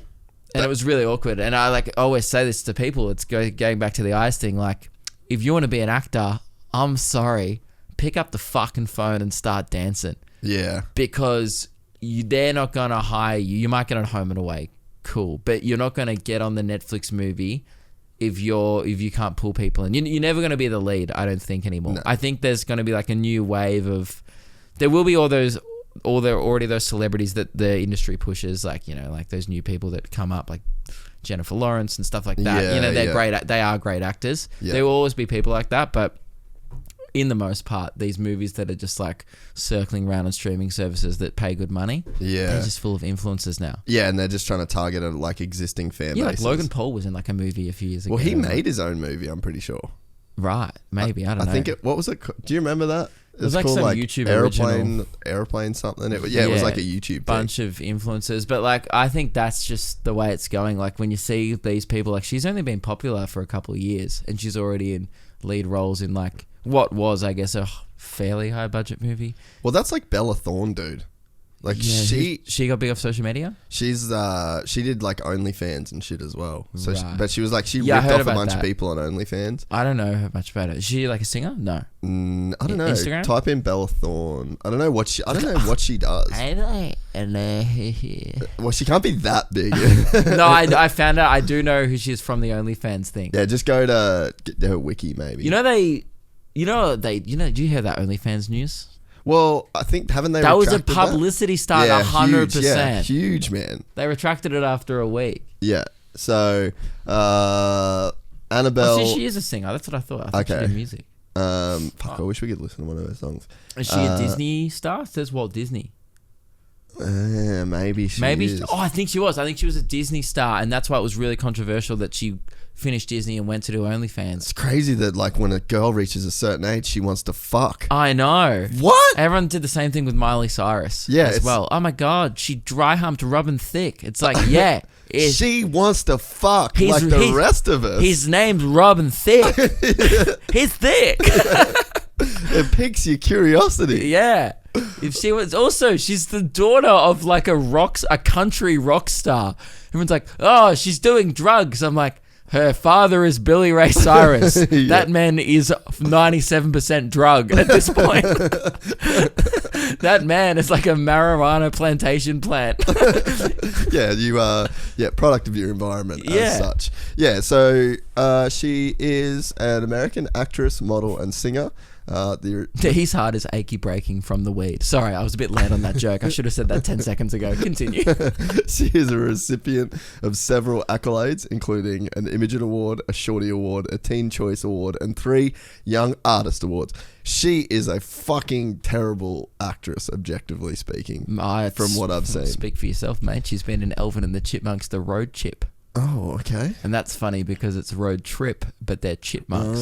That is a pun. Going with chip. The Road Chip could also be like a great film about a few up-and-coming carpenters just on the road trying to, make a living in COVID. It's hard out there. That sounds like a good documentary. Fleeing lockdown. Yeah. Ice road chippies. Yeah, that's good. They got the tool trailer just. Yeah, they come in and fix up igloos. That'd be cool. Well, yeah, I saw. I tried to put. I logged into Foxtel on my desktop the other day. It was big news for me. You saw Foxtel? I logged into Foxtel on my desktop, like on my computer. I didn't even know Foxtel. Foxtel's still around. Is it still work via a cable? I think Foxtel is... Or is it a streaming service now? Well, they do it the online thing. Right. But yeah, so I logged in to watch racing. And then she was on a movie. It was called like... It was some play on drugs. And then like literally as soon as... The first scene, as I opened up my laptop, was her like in her brother's...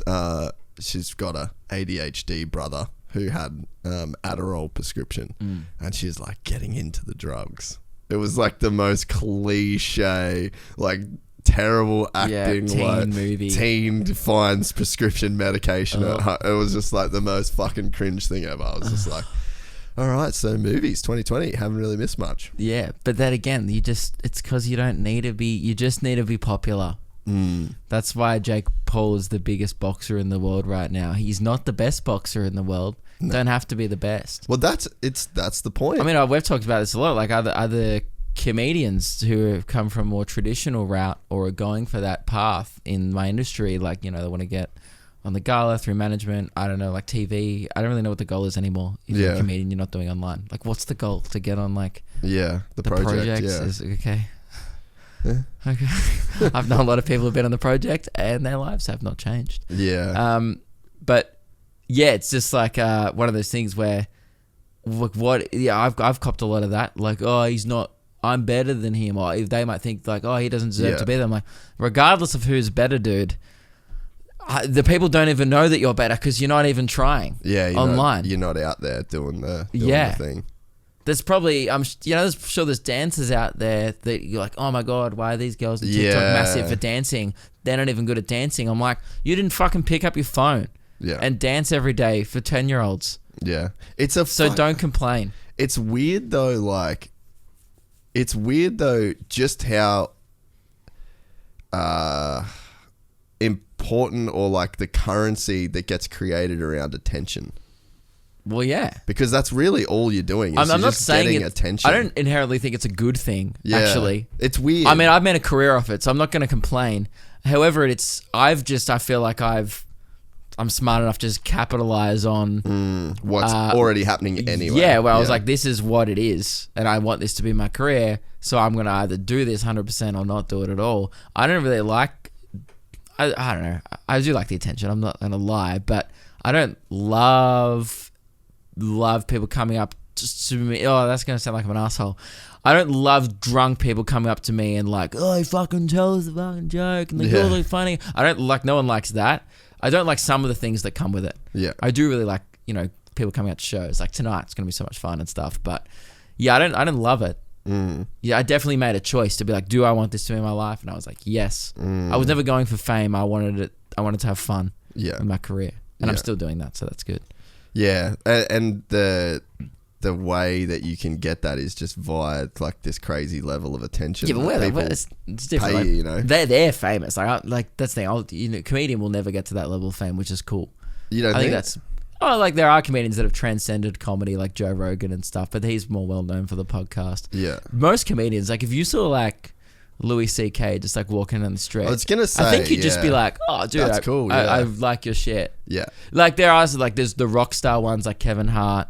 But Dave they're Chappelle. but you can only be that way by like fully embracing. Yeah, and he embraced lifestyle. Mainstream culture as well. He was in Jumanji, you know what I mean? Like he Yeah. embraced mainstream movies as well as stand up, and he became like a rock star. Yeah, his shows have and transcended. he wanted comedy. to become a rock star. But I think you can like be just like Bill Burr, even like he's respected, but only amongst like comedy nerds. Yeah, like normal people. Like I don't even know if my dad would know who he is. Yeah, like he's not household name, but my dad would know who Kevin Hart is. Obviously, that's one of the cool things too about like doing your own thing online. Just niche. Is like you're in your own niche. Yeah, like you can control that shit a little bit. Yeah, if you go to a moto meet, you're fucking swamped. Yeah, but walking down the street, not really. It's so much more rare for somebody to come up to you just like randomly in the street.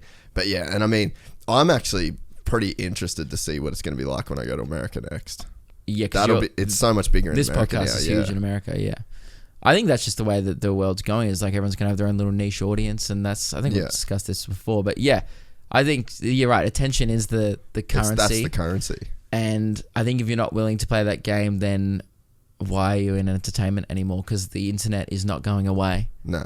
But yet mainstream media is. There will always be opportunities, I guess. I wonder where, like, how many years do you give TV? Do you reckon it's when our parents die?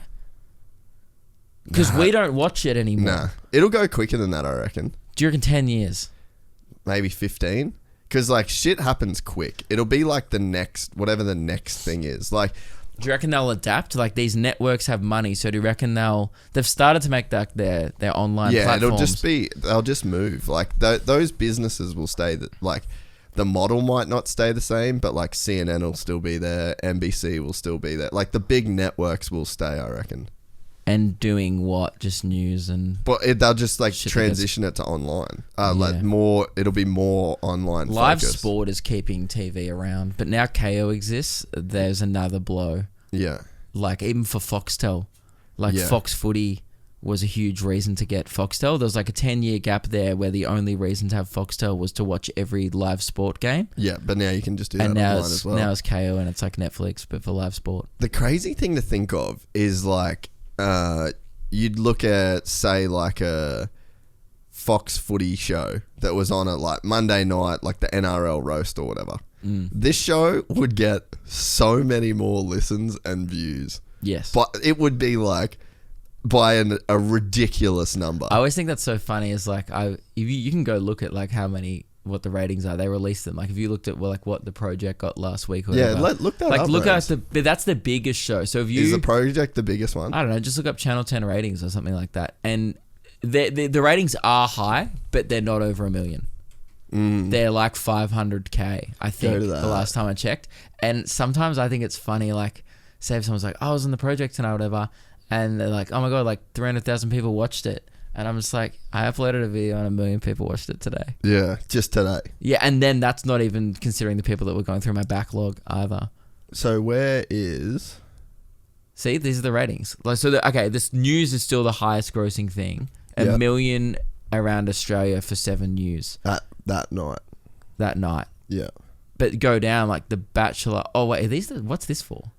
This is... Is this last week? Oh, 2nd of September. So The Thursday. Bachelor, the grand final even, so the biggest one of that show, 600,000 people watched it. Yeah. And that's not So- even people, it doesn't even show retention rates either. Yeah. How do they even get that data? Is that just how many people tuned into it? Yeah, I at don't any know how given that time? works. I wonder how it works. Maybe it's like you have to watch it for a minute for it to be considered a view or something. Yeah, But look, the projects are like under 500,000. Yeah.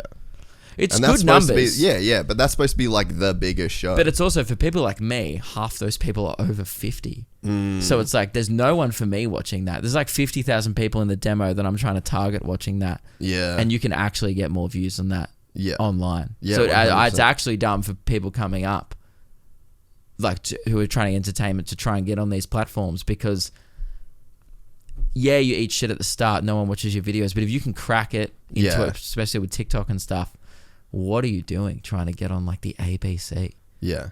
Yeah, it definitely doesn't And I don't make sense even anymore. be like the guy I want to trash this media because I actually think there's a lot of good content on there. Yeah. I'm not like one of those people like everything sucks. There's some great shows. Like Have You Been Paying Attention is easily the best comedy show that Really? exists. It's fucking hilarious.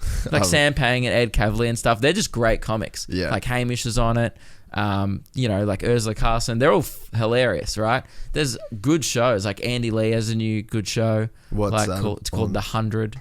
It's where like they just survey 100 people, a bit like Family Feud, but then 3 comedians just riff on it. They're Yeah, like, right. all right, how many people do you think pick their nose and eat it? And then 100 people are on Zoom. It's like a very COVID related show. And then Yeah. they have to fill in the survey and it's like, all right, 38% of our 100 pick their nose and eat it. And everyone has to guess what they think. Like, it's kind of just like fun. Like that could be a YouTube show. Yeah, That would actually yeah. work well on YouTube. Yeah. Some of these formats would work well online as like a 20-minute video of like, we got 100 strangers and surveyed them all. Like that's almost like a Mr. Beast video, really. True, eh? I think the algorithms is the big thing here. So like you have your personal social media, Yeah. and then your personal, like you log into your YouTube channel, and then based on what you like and watch, just what we were saying before, what you swipe in and out of, you just have like this personalized channel. Yeah. And it's fucking scary how personalized it is. Like I know after every single night that there's a Formula One race on, I get up and if I open my mobile device, this is what I do every single Monday morning. I get up, I walk to the toilet, and I have a 7-minute shit because that's about how long the Formula One race highlights are. And I can set my watch to the first video every Monday that there's a Formula One race is that highlight video. Yeah. And it's the same for like qualifying, practice, FP1, FP2. Like because I watch those videos, YouTube knows, and then they just give me but that see, content. I didn't even know like Formula One was racing at the moment. That's the thing. Yeah, it's not completely different because yeah, I it's wake just up not delivered to you. and I'm just like, oh, another skateboard video. Hell yeah. Tony! The big Hawk man. Let's watch racing my feet again. Let's watch a 900 again. Like I'm just into garbage. Like me and my editor Reese, like we are just into trash 2000s culture. Like we are the type of guys that will watch like Jackass 2.5 for like the Yes. 4th time and be like, run it again. Play it back. I need to see Bam Margera beat up his dad again. I'm just into garbage. Like that's all I like. Go to the bit where he puts the alligator in his mum's room. Yeah, so good. I'm just into filth. Like, and all these other people like out here trying to change the world, and I'm just like, dude. Hey, me. Remember when Johnny Knoxville put fireworks on roller skates? Good shit. And this is why I'll always be the dumbest person in the room. I have made a return though to 2000s pop punk. You have. Oh, lately. Talk to me. Open up. I'm your guy. All right. What started? What's the Taking Back Sunday cute without the E? Wow. Great radio. That would be like, that's my kind of go-to. Like go in, cute without the E. You're old. Ohio is for lovers. You're ancient. Yeah. Man, Thrice. Oh, I don't even know who that is. Artist in the Ambulance. Yeah, cool. I was listening to My Chemical Romance on the way here. Well, yeah, I fucking still got so much love. Green Day. Yeah. I was booked to go see the Hella Mega Tour, Green Day, Fall Out Boy, and Weezer, and then it got cancelled. Say it ain't so. Whoa, whoa. Yeah, I was probably going to go to the bar during Weezer because I'm not 40. But Weezer's got some fucking bangers. I know, though. that's pretty controversial. They do have some good songs. You know who else has some bangers in that era too? Is Beck. Is that a band? No, Beck. It's just one dude. Oh. Yeah, there's some fucking bangers in there. No, see, I'm... Smashing Pumpkins. Yeah, see, That's I'm not pop punk. No, but I'm like... You know, I came into it at Blink-182. Yeah. Like anything pre that. Like Green Day was the earliest. Yeah, Green Day's early for you. Offspring? Yeah, they're good. Yeah. Like, I think I what's tickets to them as well. So what's yours? Fall Out Boy, obviously. That's the thing. It's My like Chemical Romance. that's the bands that that was popular when I was young. Like My Chem, like that album came out in 2006, The Black Parade. So I was like, dude, I was in grade 11. yeah. See, I was 96 for. I was 12 or 13. Dude, I just bought a bike that is as old as you, and I raced it the other day. and it worked. Yeah, it was fucking. I mean, my seat fell off in one of the races. So, but I mean, that's not the bike working. That's just like shitty mechanics. Yeah, no, I don't think I want to say like the bands that I liked when I was growing up. I don't even, some of them haven't aged well. Like, you know, like you wouldn't even know who they are. Like All Time Low. No, dude, Like, oh, okay. I know the people in All Time okay. Low. Oh yeah, you have talked about I've like this. toured with those guys. Yeah, they're cool. Yeah. What's like one of their fucking main bangers? Weightless is like their biggest song. Oh, Dear Maria, Count Me In. Dear Maria, yeah, that's a good song. But anyway, yeah, just like I'm into like garbage pop punk, like full on like teenage girl pop punk I used to be into. Now I kind of just, the only ones I go back to are like the real good ones, like My Chem, Blink, Green Day, and Did you ever get into AFI? Nah. Yeah, you're missing some. I actually A Day to showed Remember Rose, was like the heaviest day I went. Yeah, that's I pretty think. heavy. Well, yes. It's like saying that's heavy offends people who are into heavy music. Yeah. They're like, A Day to Remember is not heavy, mate. Yeah, for pop punk though. Like For if pop you're punk a pop is, punker, yeah. then that's like pretty full on. But now I just kind of into like a lot of Australian music. I'm into like literally before my show, like I'll just put on like Jimmy Barnes, like in my pre-show. Bit of K-San. But there's also like good new shit that's come out in the genre. I'm kind of into this like new wave of like rock pop punk that's coming out of like LA, like Machine Gun Kelly. Yeah. He released his pop punk album. It slaps, and a lot of people are like, fuck him, he's a rapper. You know, and I'm just like, a lot of people, because he had that beef with Eminem. Yeah. You know, and a lot of people are like, he had to change genres. And I'm just like, mate, regardless, it was a banger album. Yeah. This guy hated his rap music, so I'm glad he did. So, yeah, but there's like new people coming up, like Youngblood, and like these new kind of people coming out of that scene that are like, they are targeted probably demographic younger than me, but I'm just like, they're doing their thing. They're cool. I like them. They're kind of not really, pop now is becoming that actually. What's that? I think there's like a new wave of like rock coming back. Yeah. Like this. Well, Trippie Redd and like Juice WRLD even were like doing. Yeah. I actually like those songs. I've got some Juice WRLD songs in my like pre-show playlist as well. Like I'm into that kind of new wave, like half pop, half rock. I don't even know what it is. It's just pop, I guess, at this point. Post Malone's doing a little bit of that too, actually. Yeah, I love Post Malone. People like that. Just, you know, Childish Gambino. Yeah. Did you listen to new Kanye? Donda? Listen to the 57 Dondas. That was enough for me. Nah.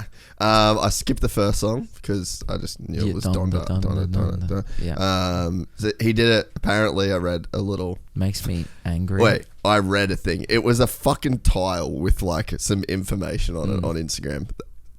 Take that as reading, if you will. I probably overstated reading. To me, that's a book. Yeah. But 57 times because his mum died at 57. Okay. And then they said it in like the beat of like a heartbeat that was getting faster, in case you missed it. I missed it. Yeah. I put that on and was like, I'm confused. Next. Yeah, I haven't listened. Roan's played a song the other day. Jail was good. I like that one. There's a couple. But can we just say, overrated. And it was a track bonanza. Too many tracks. Yeah, there's a lot going on, eh? Yeah, like Drake's album they listed a couple of years ago. 25 tracks. Let's cut that down to 12. And then release there'll 2 be all albums. bangers. Yeah, release All 2. save it. Yeah, milk Yeah. it. But I reckon there's a few songs that did need to be on there. Yeah. You know, that's why things get left in the cutting room. Yeah. You know, let's give us the hits, Kanye. Don't give us all your ideas for the last 2 years in once. It goes for 1 hour and 40 minutes, doesn't it? The album doesn't it go for a ridiculous amount of time? Have I made that up? That sounds long, actually. When I said that, I was like, that sounds long. That's a Scorsese. But film. also, there was an 11-minute track on there, so I think I'm right. Yeah, you probably are. Let's Just see look how at, long that shit is. Donda, like Donda Fucking right. album length. But no, there was some bangers on there. Yeah, I haven't. You know what? I just don't do. Yeah, much. 1 hour and 48 minutes for an album. You just fucking nailed that. It's too on long. The nose. Too long. That's a movie. It's a movie, yeah. It's an audio experience. And I understand that's what he's trying to create, but you know, there's not many movies that are just like 4 minutes of a soundscape where nothing happens. Yeah.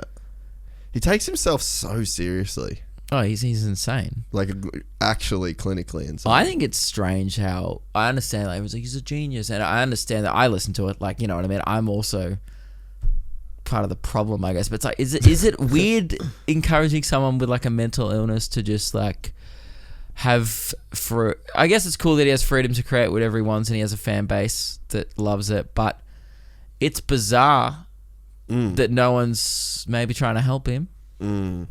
Everyone's like, just let him go, he's a genius. And I'm like, he's fucking nuts. The thing... I like him. I like some of his music. I think he's cool, you know? The But thing also, is, if you're it's calling insane. yourself a genius, though, you're probably not. No. In the same way that you're like, yeah, I'm super humble. Did you see that shit he said on Joe Rogan? It reminds me of like some things that I say in podcasts where I'm like, I'm just sitting here like saying it how it is. And he said that there was this clip went viral, and it was like talking about Star Wars. And he was like, George, he's like to Joe, he's like, who makes Star Wars? And Joe Rogan's like, George Lucas. And he's like, what's the main character's name? And then he's like, Luke. And then Kanye goes, George Lucas is the main character of Star Wars. What? And then everyone in the comments was like, Anakin's the main character, bro. What There's the whole... It's called the Skywalker Saga. It's not about Luke. It's about Anakin. It's about Darth Vader coming bad, turning good. I'm like, it just made me realize I was watching that interview. I was like, oh, he hasn't seen the prequels. Yeah, he's watched 3 movies. He's out here trying to like break down Star Wars. He hasn't seen the movie. Yeah, that was a... And everyone's like, he's a genius. And I'm like... I don't know. He didn't watch Revenge of the Sith. he's watched 3 of a 7-part series and thinks he knows it. Yeah, it's he says some insane shit, and people go, "He's a genius," and I'm like, "What's smart about that?" Yeah, there was what was the... He spent about 3 minutes of a 3-hour interview actually answering questions that was asked to him. That's how you know someone's fucking crazy too. Yeah, he gets off on more tangents than us. Yeah, but see, we're supposed to get on... I'm not asking you any questions. No, like, that's true. We're just fucking talking. You're like, what do you think about this? Yeah. And it's just like, nope. I'm going to tell you some other shit. 30 minutes time, I'll be like, now to conclude my thoughts on Forrest Gump and why I haven't seen it. It's like a Kanye interview. Can we make it a thing that you're going to watch this movie? Yeah, I will. I don't even want to like hype it up to you. I mean, apart from the fact By the that next I said time I come on here, I will have watched it. All right, this is how the night goes. We do your show tonight, 8 o'clock, Lone Star Tavern, Mermaid Beach. Yeah. Then we go to the strippers. Then we wrap it up with a bit of Gump. Then we wrap it up, and then we go back to the Airbnb that you're overpaying for. Yeah. And watch Forrest Gump. Fuck the 1,000 people I have to perform tomorrow. Sorry guys, I went to bed at 5 a.m. because I went to the strippers and then got forced to watch Forrest Gump.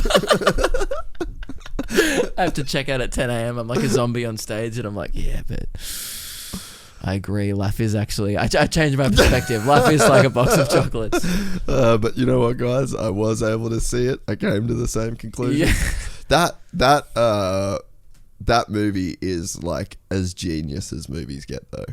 The Kanye West of films. Yeah, you could say. Yeah, big 1 time. hour and 40 minutes of duration. Yeah, just like they just hit everything and they hit it right. It's like it's one of those movies where you wonder if it's like you really think the guy's a real person.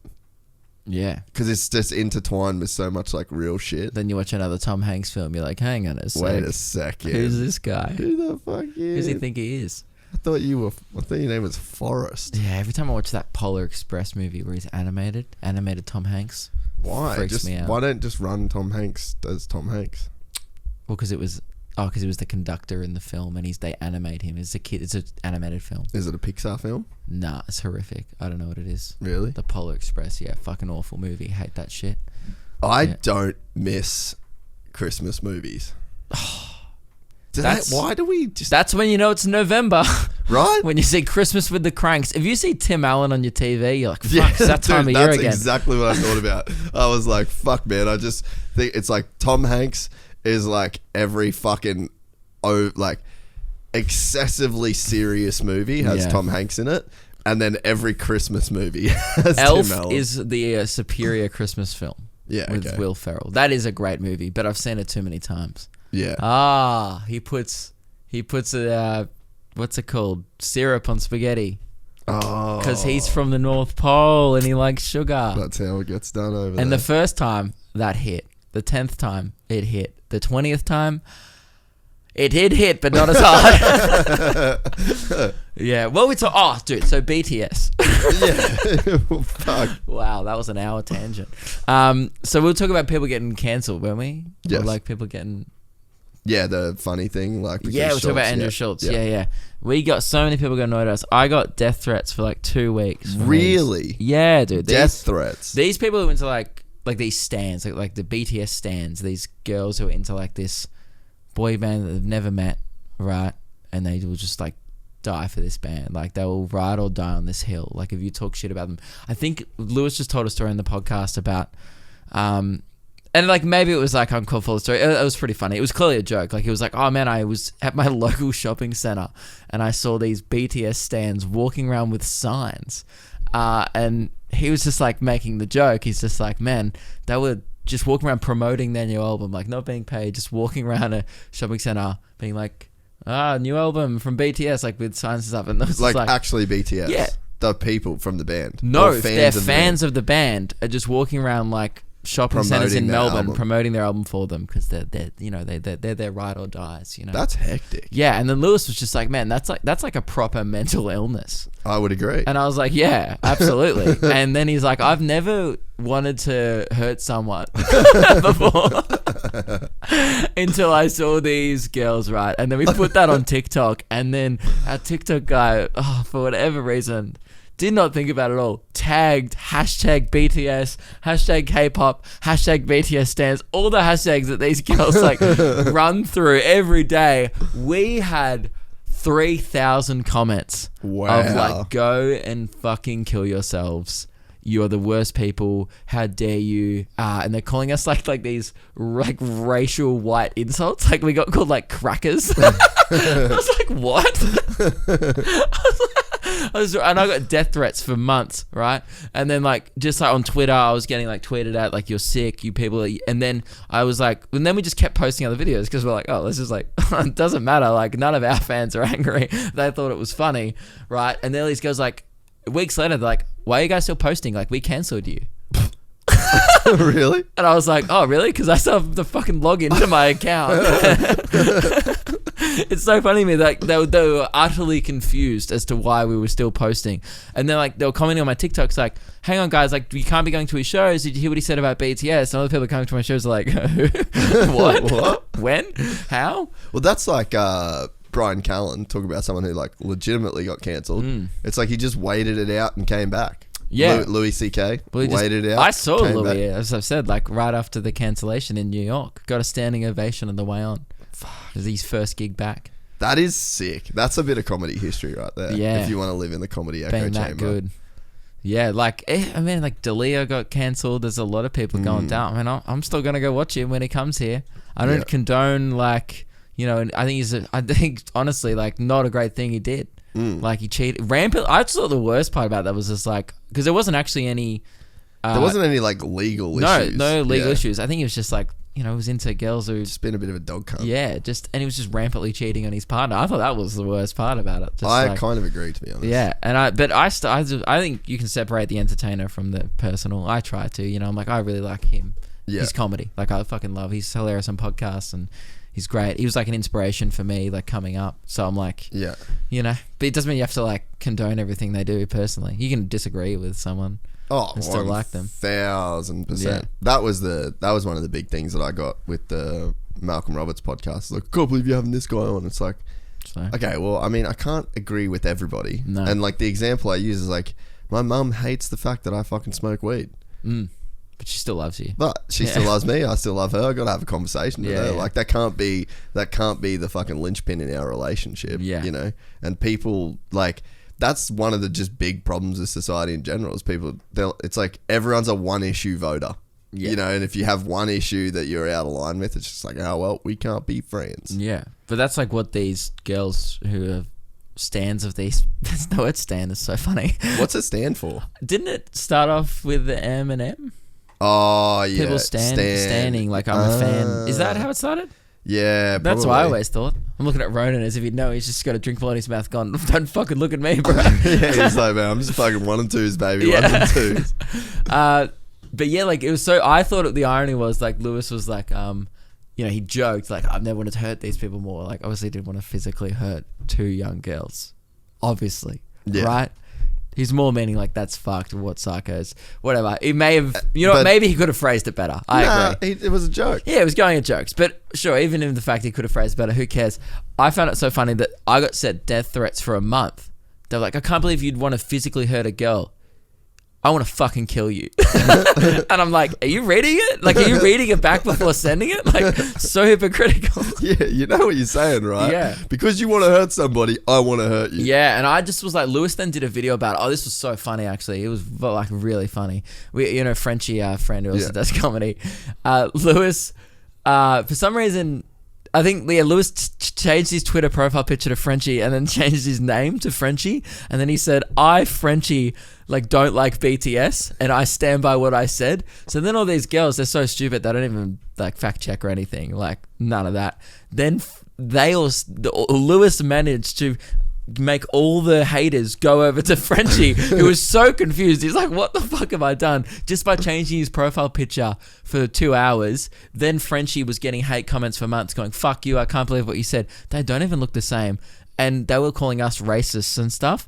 They're getting confused between two white guys because they look kind of similar. Like, all you guys look the same. Yeah, dude, it was so funny. It was really good stuff. That is fucking funny. And that's like, they just don't get that they're playing into like your meme, because it's like essentially Luke and Lewis is just like this ever evolving meme. It's like, what funny shit can we do this meme week on? Yeah, it's like they don't get that like their 3,000 comments is giving us more views. Like it's great.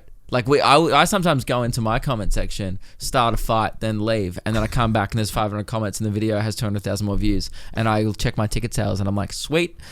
Literally, that's called playing the game. Like I go in and I'm just like, someone will be like, fuck you. And I'm like, have you ever thought of this? And everyone will be like, again. And then just puppet. Yeah, I have other people backing me up. So then like these threads get huge, Like I made some joke one time about like this Asian dude on my show having a small dick because that's a stereotype. And the guy at my show was like, fuck yeah, oath. And I was like, yeah, man. I'm like, dude, I'm white. We're number 2. Your dick's this big. My dick's like 1 centimeter bigger, bro. Like, we were like, having this back and forth. I uploaded it to TikTok, whatever. And people were like, what? You cannot say that about Asian people. You're not Asian. And I'm like, oh no, but like the guy I was talking to was, and he thought it was funny. I had Asian people in the comments going like, but this is funny because we have small dicks. What? They were like, some guy was just like, hang on, just check my pants. Yeah, not huge. Right? Like, it's just a stereotype. It's a joking, and it's like everyone. Obviously, not all Asian people have There'd small be penises. some Asian dude with a hog out there. Absolutely, right? But it's just like a But you're a genetic freak. Yeah, that's like me going like, yeah, all fucking white people eat fairy bread. Like, well, we do. We love it at parties. But, it's not everyone. It's a stereotype.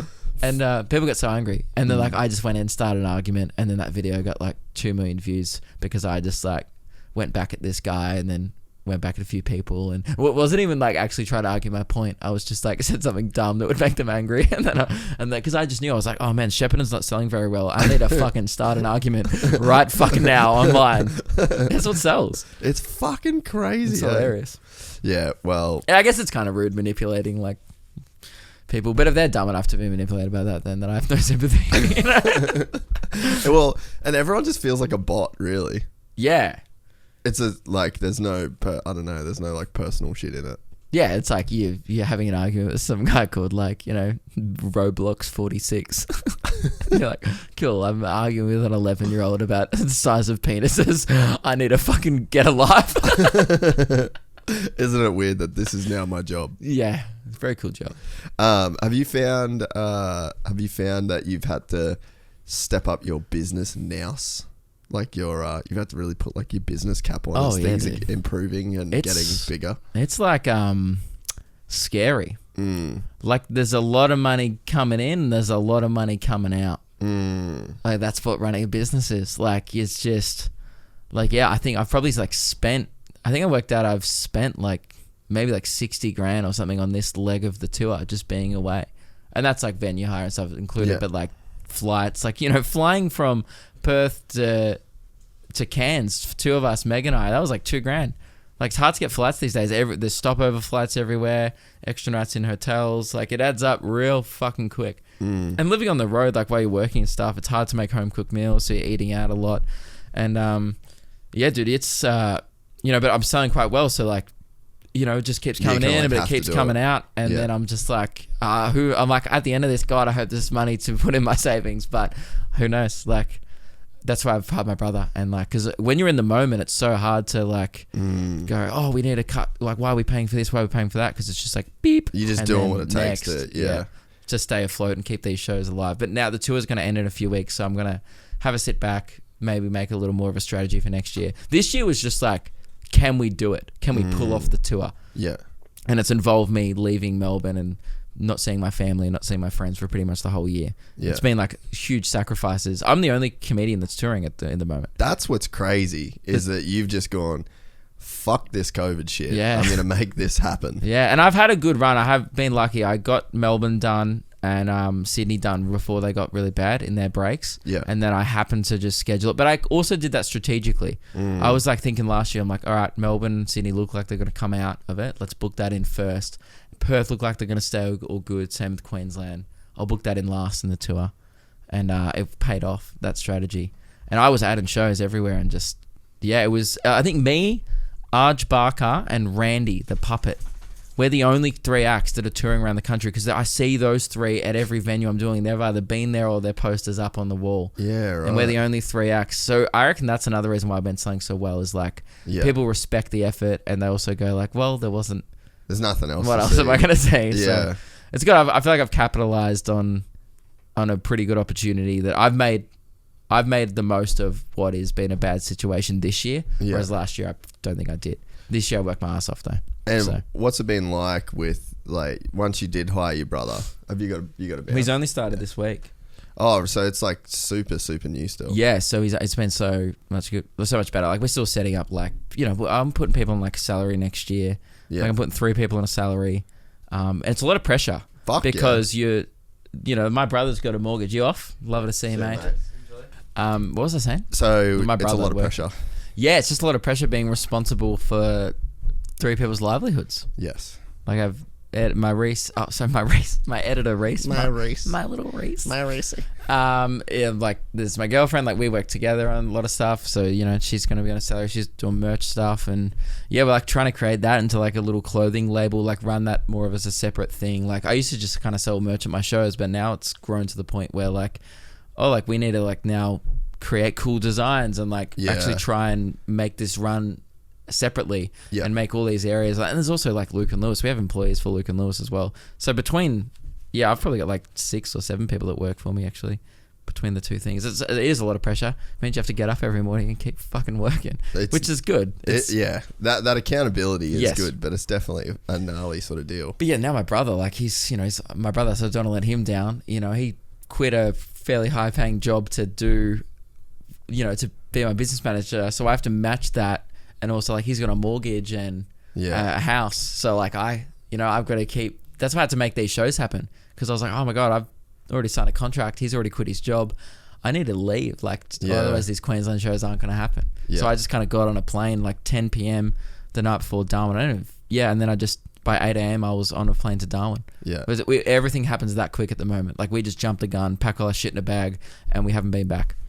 And we had 2 hours to pack before we left for like 3 months. Fuck. Yeah, and our house is just like sitting there. It's just the most expensive storage facility of all time. Just paying rent on something that's. But anyway, those are all things we'll try and sort out next year. Where maybe I shouldn't be paying that much rent if I'm just going to be traveling a lot and stuff. But everything kind of happened all at once. Yeah, it's a lot of pressure. But you have employees. You know the same thing. Yeah, well, I mean, it's one of those. It's one of those things too that. So Rones has been almost working here a year now, which is fucking crazy, dude. Like it just has gone so quick.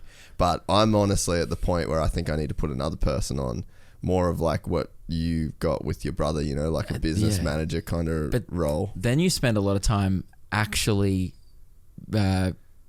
managing your employees, and then you're like, all right, well, there's always this like thing you got to weigh up of like, I'm spending a lot of time managing them, right? So then why can't I just do what they're doing then? Do I even but you do, like you need help. You can't do things by yourself. You know. Yeah, and that's the hard thing to weigh up. But I mean, it's like you can see even in like the numbers and stuff like that, you know, you can see you plateau, like you have these growths and then it goes like steady for a couple months, and it's almost like there's like a jump you need to make. And I feel like for this, the big jump was having Rones. Yeah, for sure. So like going from just me to then another person. Oh, one time I was here, you were like working yourself to death. You were like, I was up till 4 a.m. editing. I was like, what are you doing? Yeah, it was way too much. Yeah. Like way, way, way too much. So, but you know, I thought too that by getting an editor, I'd be able to do less shit. And you're also doing this without a network. A lot of podcasts are on a network and have resources and stuff. Like, you know, like Hamish and Andy, for example, their podcast now is still the same company. They've changed company names a few times, but it's like SCA. Yeah. It's like the radio station. They still do their show at the radio station, right? They're still producers. I have a friend who works on their show still, like Radio Mike, who does stuff with us. So like they still have resources and stuff. Yeah. Whereas like we're both just like, I don't have management. Dude, I did it. I'm probably the... Yeah, I would have to be. I think I'm the biggest independent comedian in the country, easily. Like no one else is doing like 1,000 seats of no management. So are you not with Josh Wade and that crew still? Yeah, not anymore. Yeah. Like I just, you know, after COVID and stuff, like, you know, there was no touring last year. Yeah. And then I figured like I can just do this myself. Yeah. So Meg helped me book the tour. I like just overseed it all, and then my brother helped a little bit, and that's why he ended up quitting his job, and now he's going to do the tour next year. Yeah, it's not a hard job, really. It's like if you can talk to people, email a venue, and I know I've been doing this for a long time now. Where if you come to me and go, "Hey, this venue's charging this much," I go, "That's too much," or "That's good," or I know what it costs. Yeah. So like you just got to weigh up the deal, and it's all doing maths. You're like, all right, if we're making this much a ticket, and we sell this many tickets, is this going to be worth our time? It's pretty simple. Yeah. I don't think you need management to do it, and you don't need it. Like you can book in the biggest theaters in the country with no management. Yeah. They don't give a shit as long as you'll fill it. Yeah. Also, as long as you pay the venue hire, they don't even probably care how many. They don't care how many tickets you sell. Yeah. So I don't really know why you need management anymore, because it's not like I don't want to get on TV. Yeah. A lot of people get it because they think they can get opportunities in radio and TV. Yeah. I also got on radio without management. Yeah. I think that there's like a level of undeniability that you can get to too. Yeah. Where like even with your stand up, or I feel like with the podcast, like you just get to a point where like you're certified. Like you go, oh, that's a legitimate dude doing that legitimate like a guy now. Yeah. I don't think people would give a fuck that you're independent. People probably don't even know. They probably assume like, oh, you must have a manager. I mean, I work with my brother now. Like he's obviously taking a percentage, but it's definitely not like he's working for me. Yeah. Like it's not like it's a partnership really. It's not really like an external company. Yeah, I hired him. I wasn't like reaching out like, please book my tour. I was like, oh, can you book my tour for me and I'll pay this much, whatever. Yeah. The kind of management I want is like, I want someone to manage me essentially. Yeah, like I want someone because I feel like I want to get a bit more of just like my general life back, because I feel like, yeah, you have an employee that's here, you know, every day that Rones is here. Like, I'm like managing his shit, like what he's doing and trying to plan the content. And if I slip on anything, it just means like the end result slips. Yep. And so if I want to have any form of a life, then some shit's slipping from the podcast. Yeah. And it's just like, fuck, I don't know that we're at that point. Like, I think we need to be at the point where nothing slips. And it's like, that could just be a person's job to just be like, hey, we need 2 videos to go up today, 2 videos to go up tomorrow. We need these, you know, even someone like, I'd want to give them my Instagram and just be like, you do the Instagram now. You know, there's just like, I just think you get to a point where there's just too many bases to cover. Oh, dude, people don't realize how long this shit takes as well. Like, editing takes forever. Like, actually, like just an Instagram clip, like you watch it for a minute, probably took an hour minimum. Yeah. Yeah, to get it right and to like cut the right bits and stuff like and then export it, upload it. It's like the process is time consuming. Even like, I think my brother even fully understood it. He kind of quit his real job thinking like, man, I've worked in a corporate office job for 5 years, a high pressure job. Pretty sure I can handle your little comedy tour. Yeah. Dude, yesterday he calls me. He says, fuck me. I just spent 2.5 hours on hold to Qantas. Like, he was just like jumping between. Just rattled. Trying to get like, order me bags because we need to get like extra baggage to get from like Adelaide to Launceston next week. And there's no direct flight. So we have to fly back to Brisbane. And there's all these things. He's like, I spent half my day trying to get 2 extra bags just so you can get your merch there. And everyone's always like, why didn't you do a podcast this week? And I'm like, because fucking Jetstar. No, but now I don't have to do that anymore. Yeah. I used to be the one on the hold to Jetstar. And I should be making content. Exactly. And that's the thing that it takes away from like what you're originally there to do. That's why we have this joke of going, Meg, I'm about to achieve my fucking dreams. And then I called Jetstar's hotline. Yeah. And I'm like, this is what I wanted. Just, I asked for this. When I went to my first open mic, I was like, one day I'm going to get denied 23 kilos of baggage. It's so fucking true though. Because that's actually the job. Yeah. That's, to me, other people see the job. The job people see is, oh, he gets up on stage and he does funny things. The job to me is running a business. Yeah. I run a business. Yeah. And if I get to have a bit of fun on stage at the end of that day, that's fucking great. Yeah. Well, that's how I feel about this nowadays. I feel like is the break. The podcast is just like, I get to sit. What do you do? I was supposed to do admin today and you're like, you want to come on the pod? I was like, please, I need 3 hours off. It's like, I just need to sit. I went the other day, it was like Sunday, and instead of reading, I've got like a reading chair in my room. You and that's, fucking loser. That's my reading chair. It's a dope chair. Yeah, of course, but you don't wank in it. You don't do anything else. I don't really wank in that chair, to be honest. I'll go to the other chair. Yeah. There's a wanking chair. Yeah, there's a wank chair. But like so I do my reading there, and then I got up on a Sunday, felt frisky, and I was like, you know what? Okay, head to the wank chair. I'm gonna read in the wank chair. I was like, I'm gonna read on the couch this morning. Whoa. First time I'd sat on, and then I was like, when did I sit on this couch last? And then it was like, I'd worked it back in my head. It was like 2 weeks since you sat on the couch. Since I sat on the couch in my own house. So yeah, it's just like, but I like it. Must be nice being able to go to your house. Yeah, true. Here's you go, I can't even sit on my couch. I'm like, I'm pretty sure I got rid of my couch before I left. Yeah. Wait, do I still have a couch? Oh, I gave my couch to a friend before I left. I forgot about that. Really? Yeah, I was like, I don't need it anymore. I don't use it. I was like, do you want it? He's like, yeah. I use it heaps, man. Yeah. Lockdown things. Yep. Oh, dude, I just wanted to tell you about this text. I got an insane text. From the UAP, the Australian United Party, texted me. I was like, how do they have my number? Right? And I realized I read the thread. In 2019, here's a good exchange for you. Clive Palmer texted me. It used to say from Clive Palmer. Party? Is that his party? The Australian United Party, right? Yeah. At the time, I said Clive Palmer. I got this random text in 2019. I've completely forgot about this. It says, your freedom is under threat. Watch Channel 9 between 7:20 and 7:35 p.m. on Thursday the 7th of February for an important 2-minute announcement. And then I replied with, hey Clive, you could literally send a bomb to my house and there's still no way I'm watching fucking free-to-air TV. Put that shit on Netflix, man. Right, so then today, I completely forgot about that. That's a good one. One on Luke. Pass Luke. Bit of a funny. You should be a comedian. Today, I get one, just a random text out of the blue in that podcast break that we just had where I went to piss. It said, "You can never trust the Liberals, Labor or Greens again. Authorised by Craig Kelly, United Party. Click on this link." Don't fucking text me. That's gnarly, eh? So how they're saying that... who are these people? Well, I think it's Clive Palmer's party. Mm.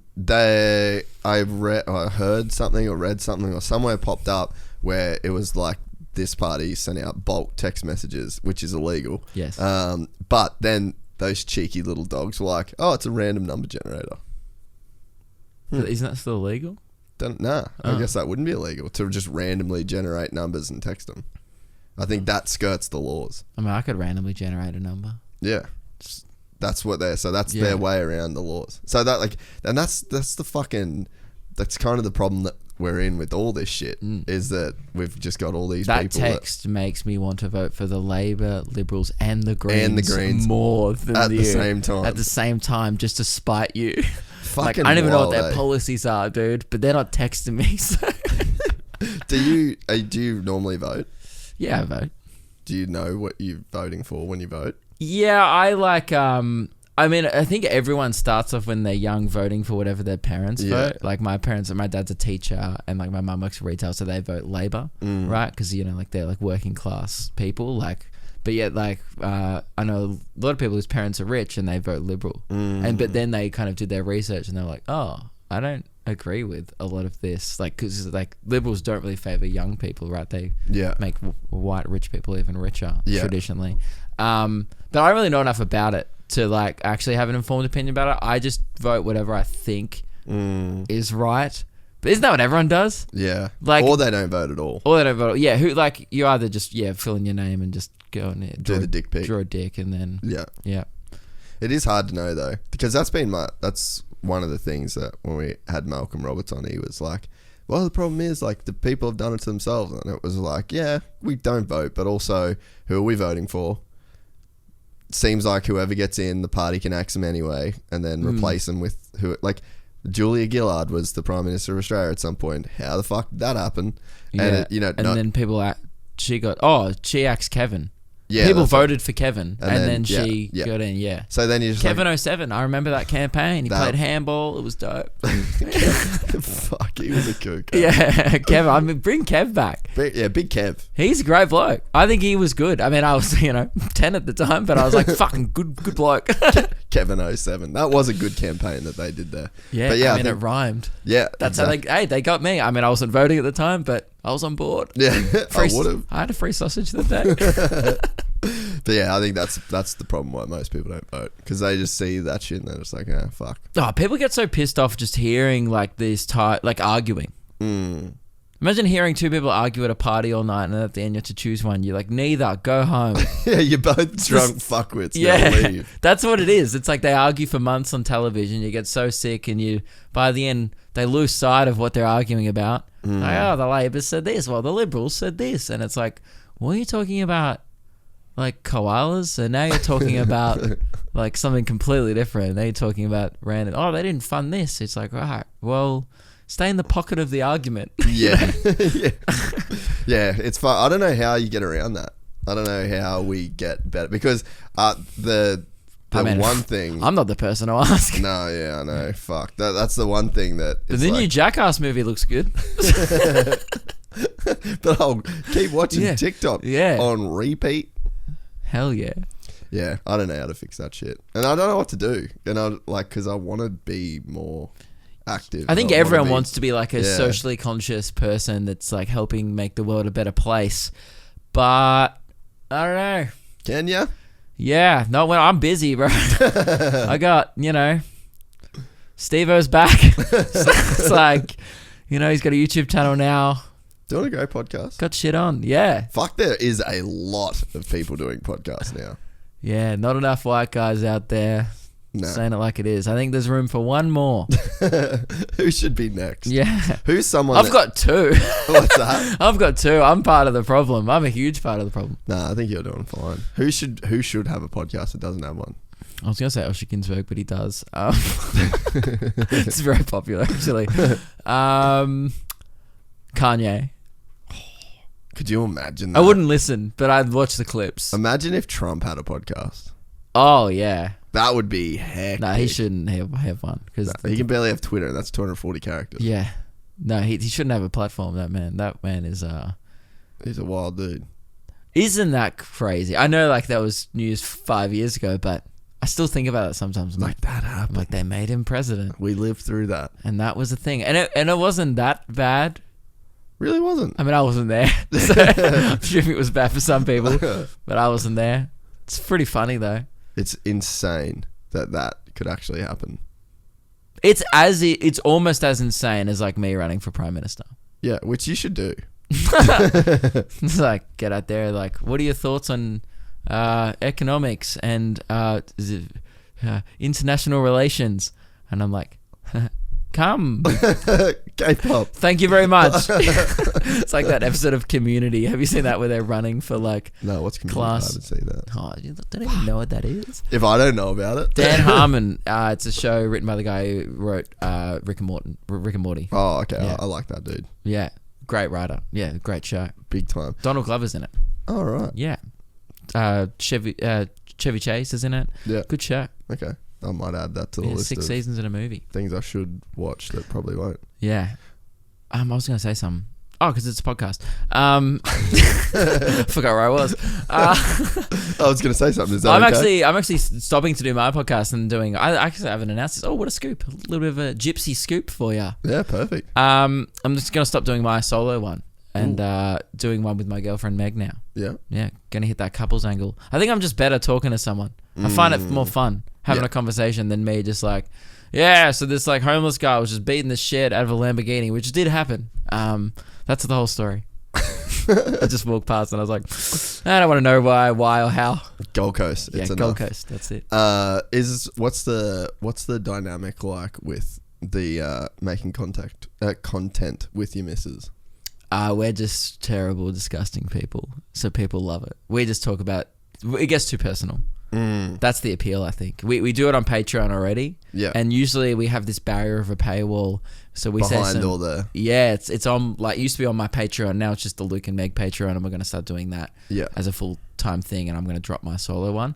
But, yeah, I usually it has that barrier of a nice little barrier between us and the real world, it seems like, where we can just say whatever we want. We've said some heinous things on there. What's some of the weirdest things that have been said?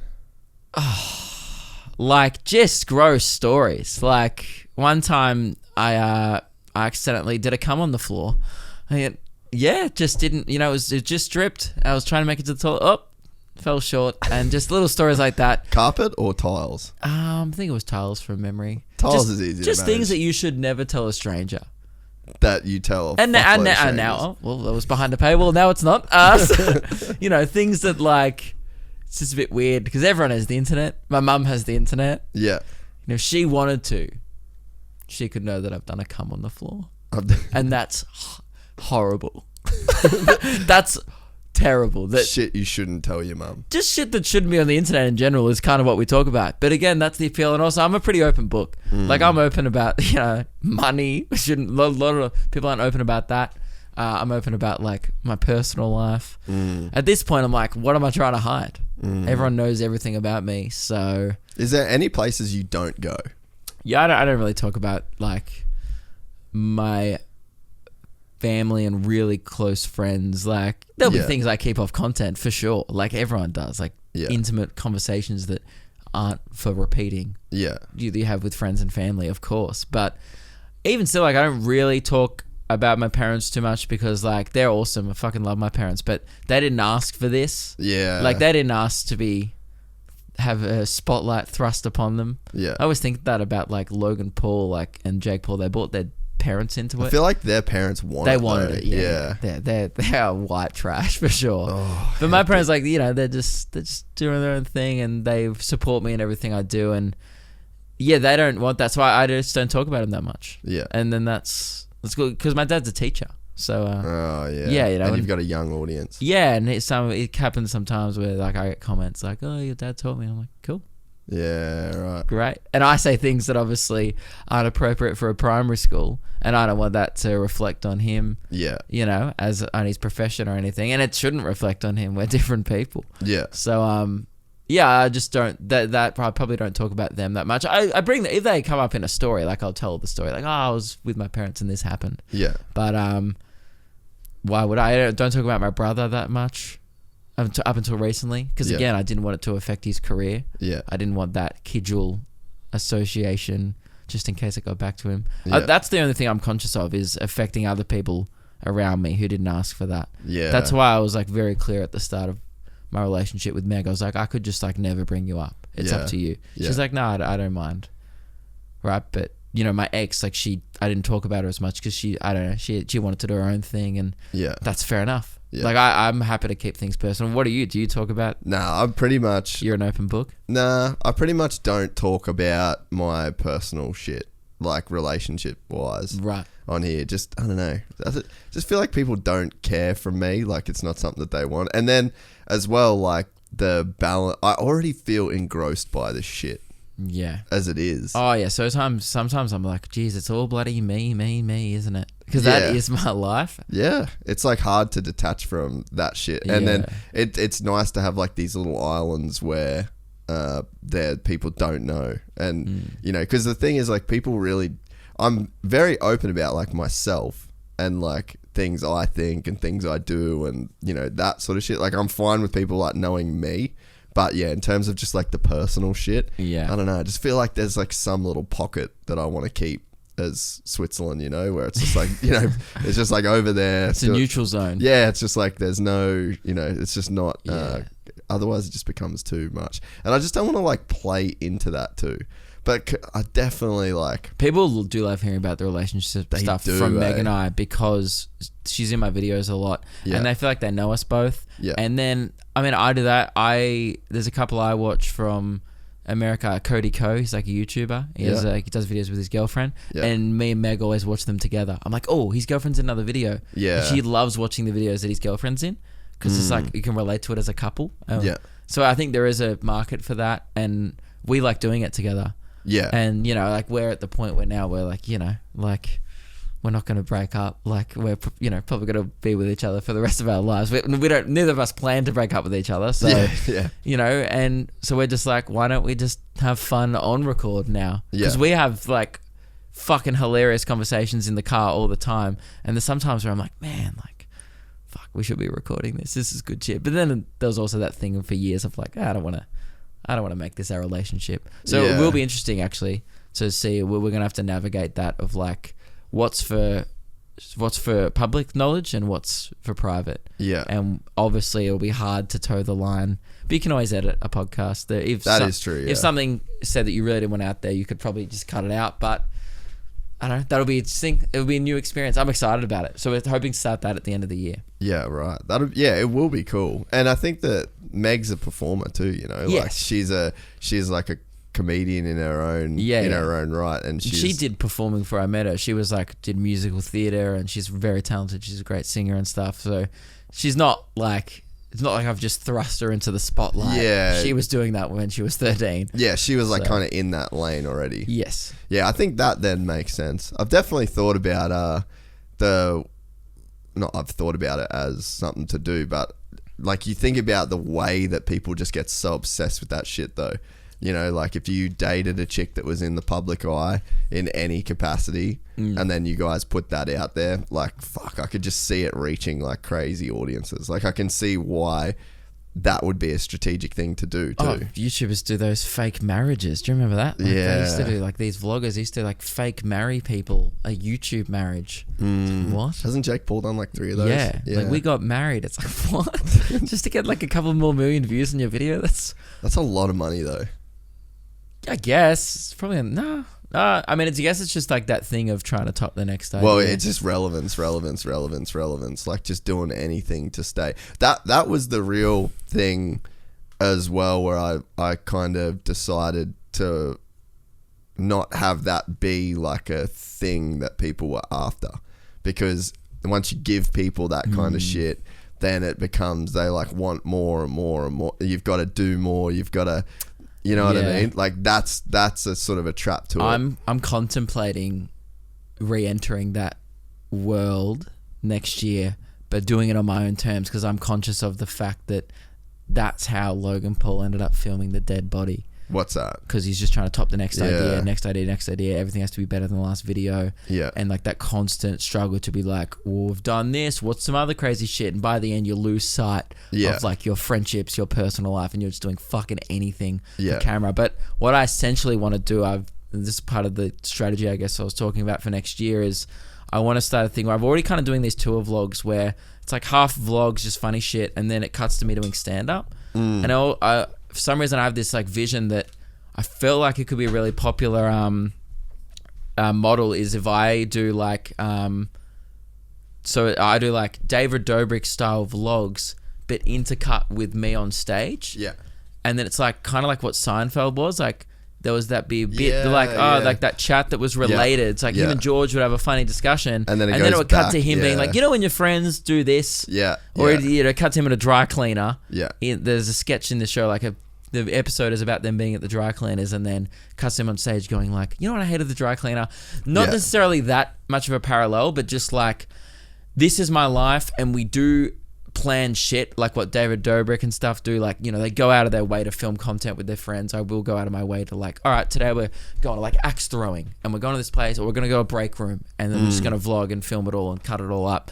So you go out of your way to get the content, but then intercut it with like what I'm selling, which is the stand-up. And I reckon that could be a formula that could really work. I've never seen it being done. Yeah. There's comedians that do tour vlogs, like, Yeah. all right, we're in Cleveland, like, Yeah. about to do the show. But I don't even want to really be like, oh, we're in this place. I just want to be like, we're in a break room on the Gold Coast. Sure, I'm doing a show here, but like, Yeah. Yeah. I think that's going to be my new format. But then I also worried that I'm going to get stuck in that thing of like, Just what's the one next up, big one idea? Up, one up. Yeah. But I think if I just do it a comfortable, like if I just, as long as I do things that I'm comfortable with and I'm like, yep, and not every video has to be perfect. And stuff, I'm really excited to do that next year. Yeah. Because that's what I think the next move for me is. And also now I've got a little bit more money than I used to have, so I can like put money behind ideas. That's exactly. I want to do like bits, like radio style bits. You know when like Hamish and Andy like used to like do this crazy shit, like, oh, we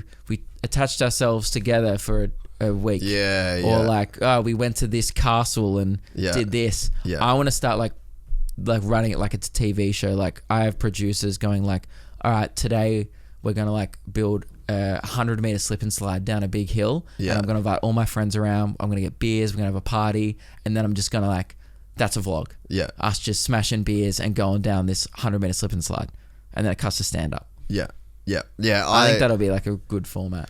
Yeah, I've kind of got the same. I'm kind of like reached the same point where I want to just put my money back into like making cool shit. Yeah. And I'm fucking so keen for the world to open back up, because through this podcast, with so many people from all over listen to it, I get messaged from so many fucking cool people. Like one dude in Sweden messaged me. He's like, we have a 24-hour bike race. Like motorbike race when it's in like summer or whatever, when there's only like 2 hours of night. So for 2 hours, you kind of got to like ride and figure it out in the dark. But for the rest of the 24 hours, it's fucking daylight. So you can do this 24-hour race. So like, I want to go do that. Yes. And then this dude messaged me. He's from Israel. And like motocross has only been legal in Israel since like 2013. It used to be like a criminal offense. Like you couldn't do it. Really? Yeah. So, and then this guy has messaged me and he's like, please come to Israel, like we've got bikes for you. And so I want to take like me and Sam and like the crew, and then we go there, like legitimate production, legitimate film crew, like essentially like fucking Top Gear, you know? Yeah. And then you go there, but then you sit down, you do the podcast with the guy that is in like responsible for the scene of Israel motocross. Yeah. And So- it's interesting to follow. Like if I was as a fan of this podcast as well, watching you go over and do stuff like that, I'd be like, dude, this Jace has turned it up. Like this is leveled up content. This is interesting. He's traveling. It's new. Every week's fresh. You know, especially if you go to America and get in that scene, you have access to way more guests. Yeah. And stuff like that. It's just that with everything. Like I always want to do these ideas as well, similar to that, like where you can just go overseas as a joke. Imagine having that much money. Like, that's all I ever want to do is just do funny shit. I got this message from a guy from, I think it was like Israel or something like that, like a random country that I don't have many fans in. It's just this, all it was just a recorded message on Instagram, no caption, nothing, just sent to my DMs. Hi Luke, my name is I don't know what his name is. My name is Adam, and I love your comedy, and I saw you had a show. It was going in Melbourne, and I just would like to know if you could fly me out, and I could come see your show. Big fan. I watch all your videos. Okay. Thank you so much. I love you. I hope to hear back from you soon. Like this, that I got sent that video one day, and it was lovely. Like, what a beautiful message. Yeah. Like, he clearly thinks I'm doing better than I am. Like, if you were at a point where sure, you could, but if you I would was, do that. That's a fucking great video. Yeah. It's I flew a fan out from like Israel to watch me perform to 100 people in Melbourne. We give him a VIP experience. We get him a limo to the show. Yeah. We make this guy's life, and you can like make this guy. He gets a free trip to Australia. Wouldn't that? I always thought probably like wouldn't leave. Yeah, but like I always just thought like those videos would be phenomenal. But at the time, I just wasn't in a position where I can like spend $7,000 on a video. Yeah, but I still don't make that near that much money off videos, obviously. But maybe if I go, all right, well, if I bring him to the show, now it's got to the point where the shows are making enough money. Yeah. Well, maybe I can be like, let's put half the money I make from this show into this video idea about the show. Yeah. And invest it back in. And like, that's pretty much like, it's fucking hard though. The thing that I found, so when we went to WA, we did that drive across to West Oz. Yeah, Lewis and I want to do it's fucking sick. Nullarbor. We have this idea where we want to do the golf course there. Yeah. Dude, that was become a meme in our video. Was we were trying to buy golf clubs. We literally left the Gold Coast and could not buy golf clubs. We couldn't play it. We couldn't. Shit. We went to every fucking place. Like Seduna, no golf clubs. Seduna Golf Club, no golf clubs. Like it was fucking hectic. But that content, like going to Manji, that was exactly the plan. It's like, this is a really hard thing to do. There's two dudes that are extremely unprepared to do one of the gnarliest motocross races in the world. We've got to drive 4 days to get there. I can't believe you did that. We're away for 16 days. We slept in a swag for 13 of those 16 days. Did the race. I fucking crashed my brains out. Then we drove home. And it was like really cool content, but I didn't have any extra money to put into it. So you end up just doing the best that you can. Yes. And then the problem is I come home, YouTube took a huge shit. I end up losing, like, that trip cost me fuck tons of money because it was an extra on top of the podcast. And also you're not working and I wasn't there, and everything just went to shit. So like that was a bit of a lesson. Yeah. But I really want to make that, and fuck, it's one of the things I've kind of... That's the struggles of doing things independently, is that if you want to do those big ideas, like I have so many big ideas, you're not backed by a network. You have to fund it yourself. But I believe that it will work, so I'm going to try. And you know, it's going to start small. Like I'm going to start off probably next year over summer. You'll probably see me upload that video, the slip and slide idea. I was like, what's a low budget video that will be great on camera, be fun, it's probably super funny, and like just start small. And you know, I get offers from like local businesses. Like there's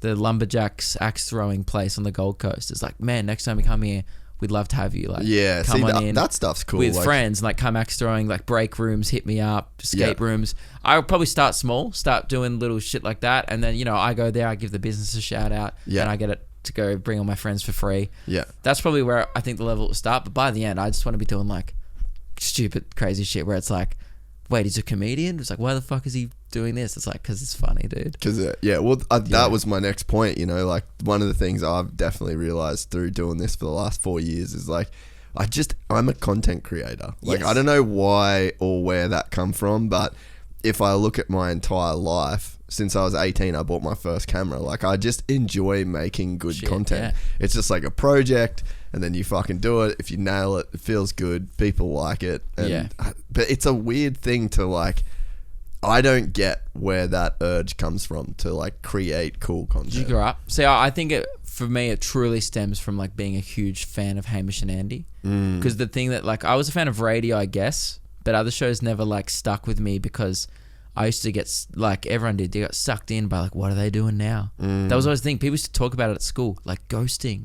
and like all this stuff that they did. Like, oh, now they're buying an island. Yeah. Like, remember they did that? They bought their own island, and then they got fans to come over and be on the people's island. Nah. I used to watch this stuff, and I'm like, this is the coolest thing ever. Like, that's such a good bit, just buying an island, because like, you know, because it's one of those things. It's like, it's one of those pub conversations, like with your friends, like, do you reckon we should buy an island? Yeah. You Imagine know? if we bought our own island. Even like, I want to do that as a meme. Like, you know, everyone when they gets drunk, they go like, if you're have you ever got drunk at a food truck place?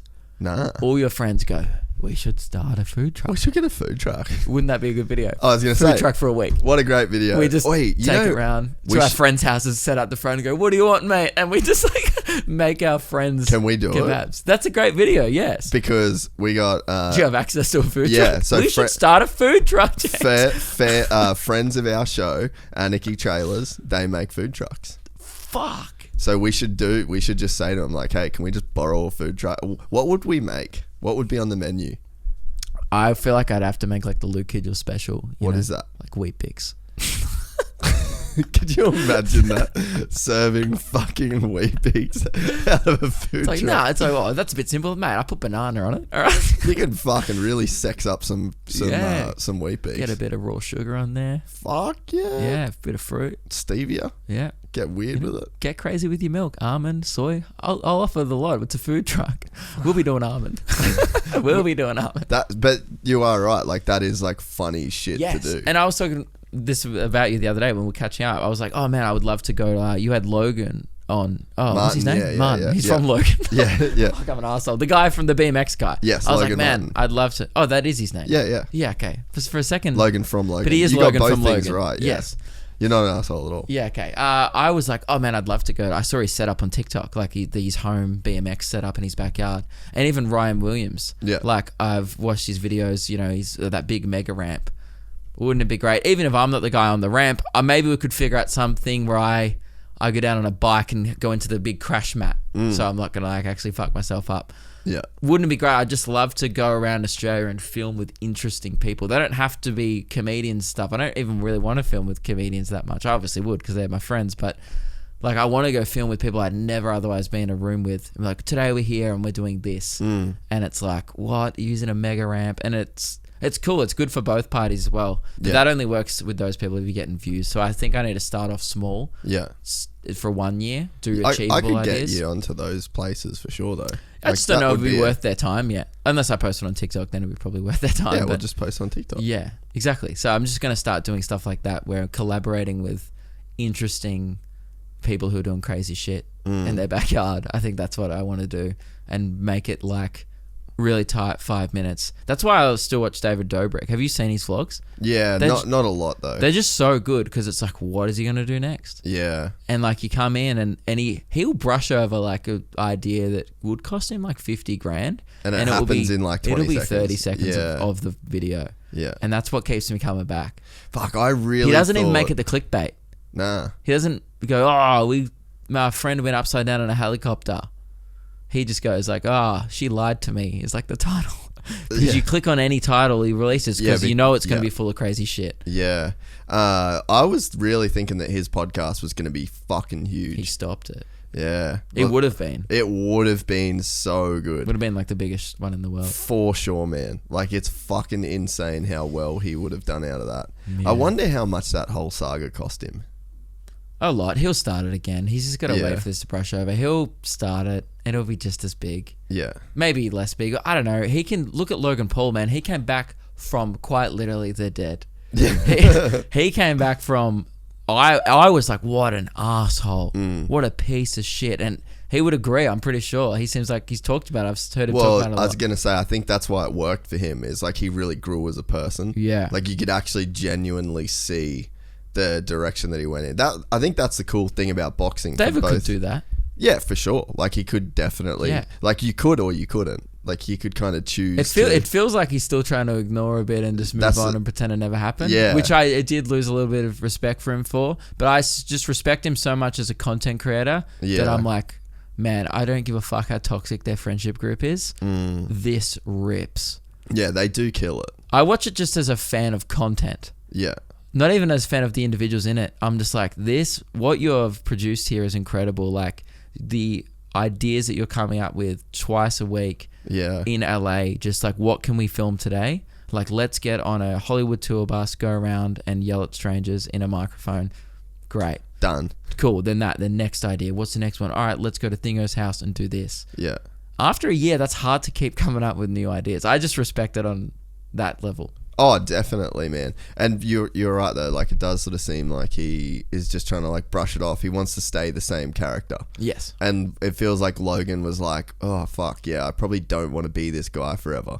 And I think that's what you're seeing with the. I mean, that guy was the worst. The start of his worst, bro. vlogs, like, what's up, Low Gang? Yeah. He must have known at the time that sucked. Surely, dude. Like, I've done some shit where I'm like, I know this is going to get views, but I should just do it. Yeah. You know, like, You Don't Know Me, like the third one. I was like, all right, I'm not biggest fan of the joke anymore, but people love it. That's still not as cringe. People actually still like that video. If anything, I still think that's still funny. I've done some pretty cringy shit over the years, but like nothing where I'm like, what's poppin'? Yeah. I like to think I'm more self-aware than that. But you gotta wonder, like, the level of financial freedom that he created out of it. Because, like, god damn, to just have, like, that's really the way to guarantee a good life. Is, as fucked up as it sounds, is to be like completely financially independent. Yeah. And that looks like that's not to say you have to be like a full multi-millionaire. Like, that goes in line with like the way you live your life, like your lifestyle, and then how much money that lifestyle costs, and then how much money you make. I mean, I feel like I've actually, from this tour, just hit that level where a year ago I would not have been in the position to even to pull off the tour. You need to, like, I had to be, the reason why I'm one of the only comedians touring the country is because it's cost me this much money. A management company wouldn't put up 60 grand for Husey to like tour around this shit. They'd be like, can you just keep doing radio and just like, what's the just point? do it works. Yeah, like, it's also hard. It's a lot of effort. Like, I had to put in a lot of money to make this happen. And obviously it's paid off, and I've now since profited off that. But if I didn't have that initial lump sum to drop on these shows and advertising and like hiring people to make it happen, wouldn't have been able to do it. So there is a benefit of, like, if you're like rich, you can just like pay your way to the top almost if you're smart, and if you're actually interested, you can't just pay your way to the top, but you have to be good still. Yeah. But you can like get a lot of help. Like, we want to, like, there's producers and stuff who we met at radio. And Lewis and I have always had in mind, like, if we ever just like get loaded, like, we might just buy them out. Like, what are the radio paying you? And like, cool, we'll pay you more. Come work for us, dude. That, and they're like the best content producers in the country. Yeah, and we that's our plan. Yeah, and we've told the people in radio, and they're like, sweet, let me know. Yeah, I'd love to. They're like, I'd love to. I got that exact same. A friend of mine, she's a digital marketing chick, right? But she's like, gun. She's one of those people that, like, when she got the degree, and that was 10 years ago, and then she's spent 10 years just crushing it in that field. Like, you hear her on the phone, she comes in here and works every now and again, and you hear her on the phone, I'm just like, I fucking need you, man. Yes. Like, you're the one that I need. That's the thing that's going to help me. That. And then I'm like, how much do you make? She's like, oh, like 100 grand. I'm like, fuck, I can't pay you 100 grand. Yeah. So it's like, you fucking wait. That's why it like took me years. So it was 6 years. I had all these like things. I'm like, I just need to get enough money. It was always this thing of like, let's get more money. And we were lucky that the guys who worked with us at the time, like Keelan, who works with our show, like, he was 18 when he started working with Lewis. We were lucky that we could pay these people like minimum wage. But I feel like now for them, they've stuck with us for 5 years. They've believed in it.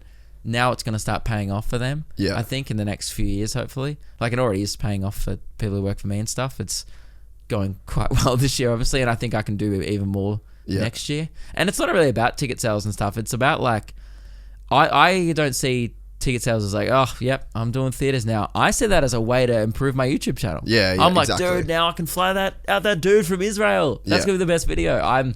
That excites me more than like, you know, the career success and like the accolades or whatever. Yeah, I'm just like, dude, if I can afford to like do crazy shit now, wouldn't this be hilarious? Because that's always been my friendship like humor. Yeah. Like, we used to have this joke where it's called chairing, where we used to just drop chairs on each other's lawn in high school and film it and put in a group chat and like, oh, he's got fucking chaired.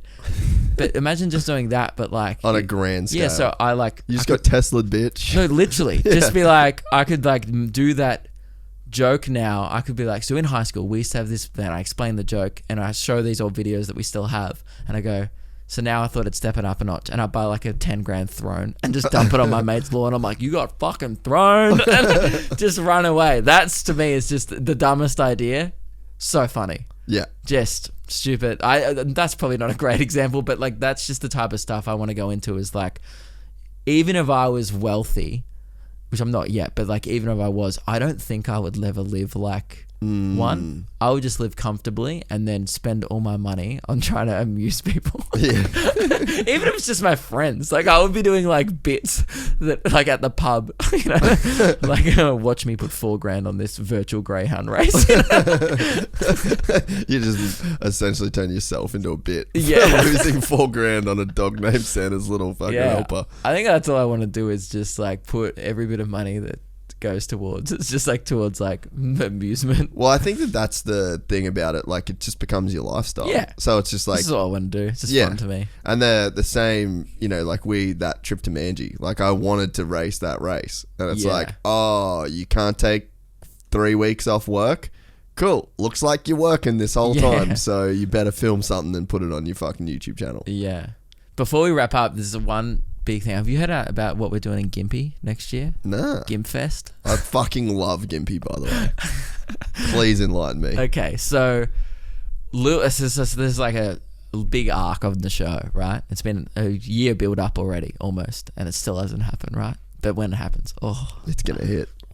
So Lewis did a show in like 2019 in Gympie, and we were all like, why did you do a show there? What are you doing? No one's gonna come. 17 people turned up. Oh, one of them was a mannequin. So 6 people. Someone bought a mannequin. Because we were promoting the show for ages. He's like, no one's coming. You have to buy tickets. No one came. Did it at a golf club in Gympie. And then he said on the podcast one day, I was like, this very famous thing. He's like, mark my words. I will never go back to Gympie. Fuck that place. I never want to go back. I know more people who like me live there. You all go fuck yourselves, blah, blah. And it's this big thing of like, fuck Gympie. And then I was like on the show, I was like, Lewis, it's time for redemption. One more show. And he's like, no. And I was like, episode 200 of our podcast. Live from Gympie. And I didn't tell him, but at the time I'd contacted the 600 seat theatre there. And I just believed. I was like, I know people will turn up. It's funny. People will show up. And I was like, I've booked in a theatre. And he goes, what? And I'm like, episode 200, live from Gympie. It's already booked in. There's nothing you can do. Ladies and gentlemen, it's upon us. And that was just the first idea of like, let's just do one show in Gympie. Then that got cancelled. The theatre temporarily got closed because of COVID. Yeah. So then I was like, all right, we can't do it this year. So then it got pushed back to episode 300, which is next year. And now it's turned into Gympfest. It's like a full festival. There's people coming from Perth. I did my Perth show. And the joke is if you see us in public, you either RSVP yes or no if you're coming to Gympfest. Yeah. Like I'll be out at a nightclub. People are like, sorry bro, can't make it to Gympfest. I'd love to be there. And like I was in Darwin. Some bloke's like, I'm RSVPing yes to Gympfest. I will be there. Like I'll see you next year. People are coming from all around Australia, all around the world. If international borders open, people will come from Germany and stuff. That is fucking awesome. And I reckon we'll get like a few thousand people come to Gympie, and we're gonna do shows in the biggest venue, like in Gympie. And there's now, and because we started this one idea, this is like all I want to do ever. These ideas are like why I do comedy. Yeah. It's so funny.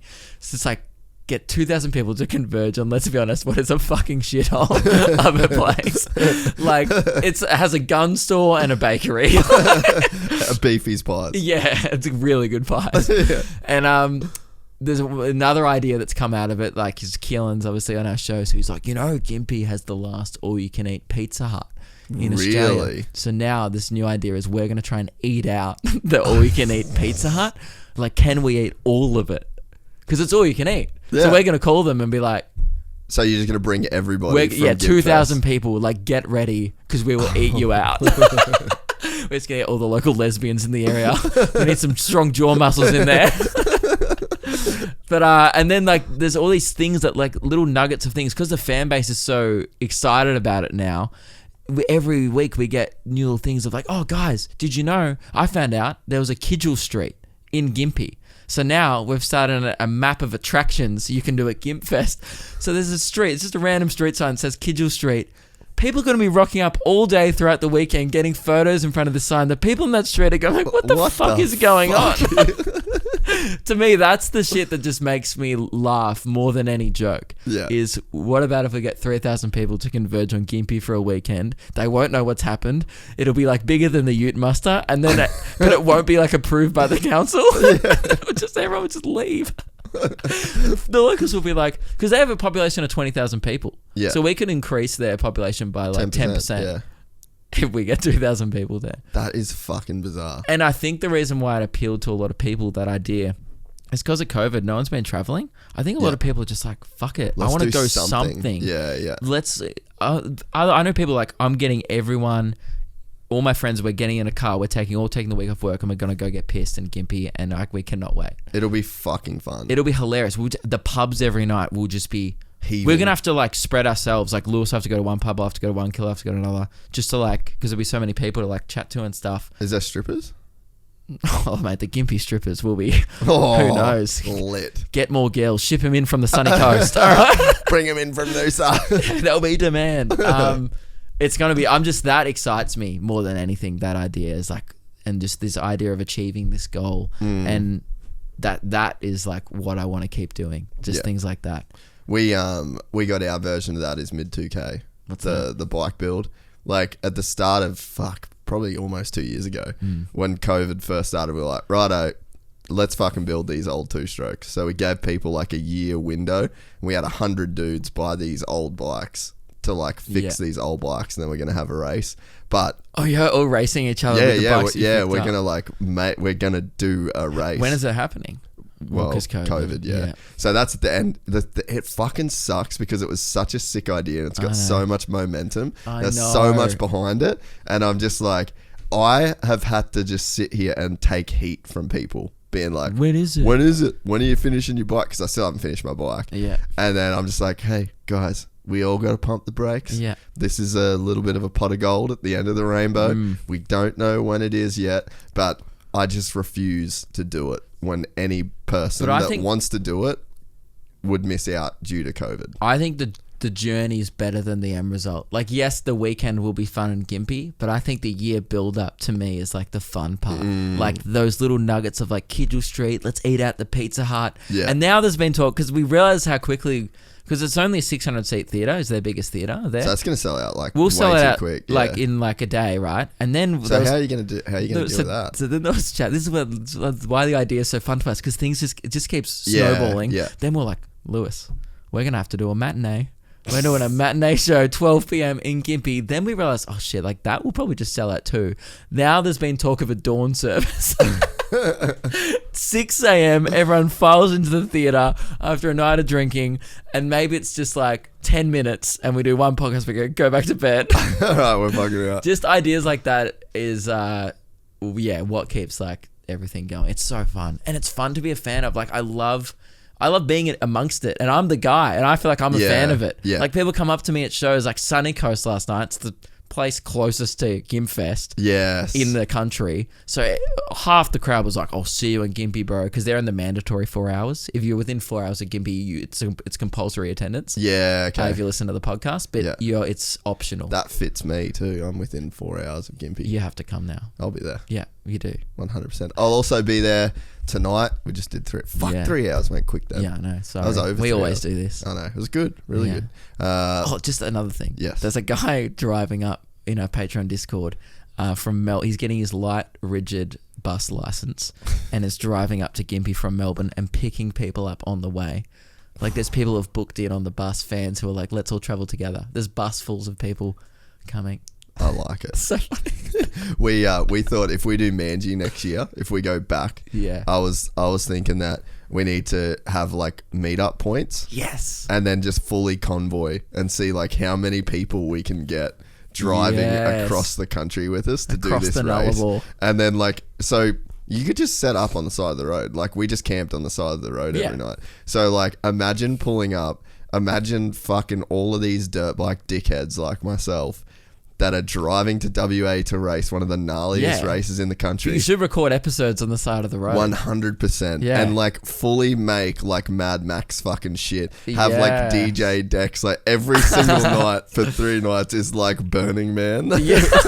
it's called like Gypsy Man or something. That's shit. so funny. And then we just have like this huge fucking convoy party that goes along. And then there'd be someone that's like, I got a fucking semi-trail. I got it. I think that's why being a fan of podcasts is so fun, because it's like that community like that you've built sounds so much fun. The community we've built Exactly. But if you're in and you love it, and if you're not in, you're like, that's weird. Why would you do that? Yeah. But when you're in on it, you're like, fuck yeah, dude, let's go in the desert and just do whatever. Yeah. And that's what we're like trying to build. Like, let's just make people care about this, because it's dumb and it's a distraction. Yeah. Everyone's lives suck at the moment, and if they have something to look forward to, like this one weekend in Gympie, bro, that's great. Yeah. That's perfect. For us, it's just a stupid content idea, but for them, it's actually like a cool thing to look forward to. So I think that's pretty cool. No, I totally agree. Well, yeah, we just did 3 hours. I'll put this up straight away, so you've got time to get your tickets for the Lone Star tonight in Mermaid. I will be there. Hell yeah. It's the first time I've ever watched you do stand-up. Really? Yeah, I've like watched your special and shit. Oh shit. Online, but I've never. That's a lot better in person. Yeah, I'm also a excited. lot better now. Yeah, I bet you probably I don't are. like that special. No, you No. probably don't. No. I don't like the first podcast I ever did. Yeah. Makes sense. Where do people get tickets? LukeKidgell.com. Luke Kidgell. I'm also doing Brisbane as well, and just look at my website. At the end, the tour is pretty much over. But man, people have been coming out. I get people like, dude, Gypsy Gang. Fuck yeah. Great to see your show. It's cool. Alright, well, I'm excited. Especially in regional Queensland. You get a lot of fans up there. Yeah, whereabouts? Like Rocky and Cairns and stuff. Yeah. Had a few people come. They always tell me if they listen to your podcast, I found you through Jace. They're like, say hi. Will do. Hi from them. Alright, Luke Kidgell, serial offender on the podcast. Yep. Fucking cheers, mate. Thanks, Amy. That makes me sound like a criminal right at the end. Serial offender. Peace. If you enjoyed this content, please like and subscribe. And to listen to the full 3-hour podcast, search Gypsy Tales in your favorite podcast platform or click the link in the description below. Gypsy Gang.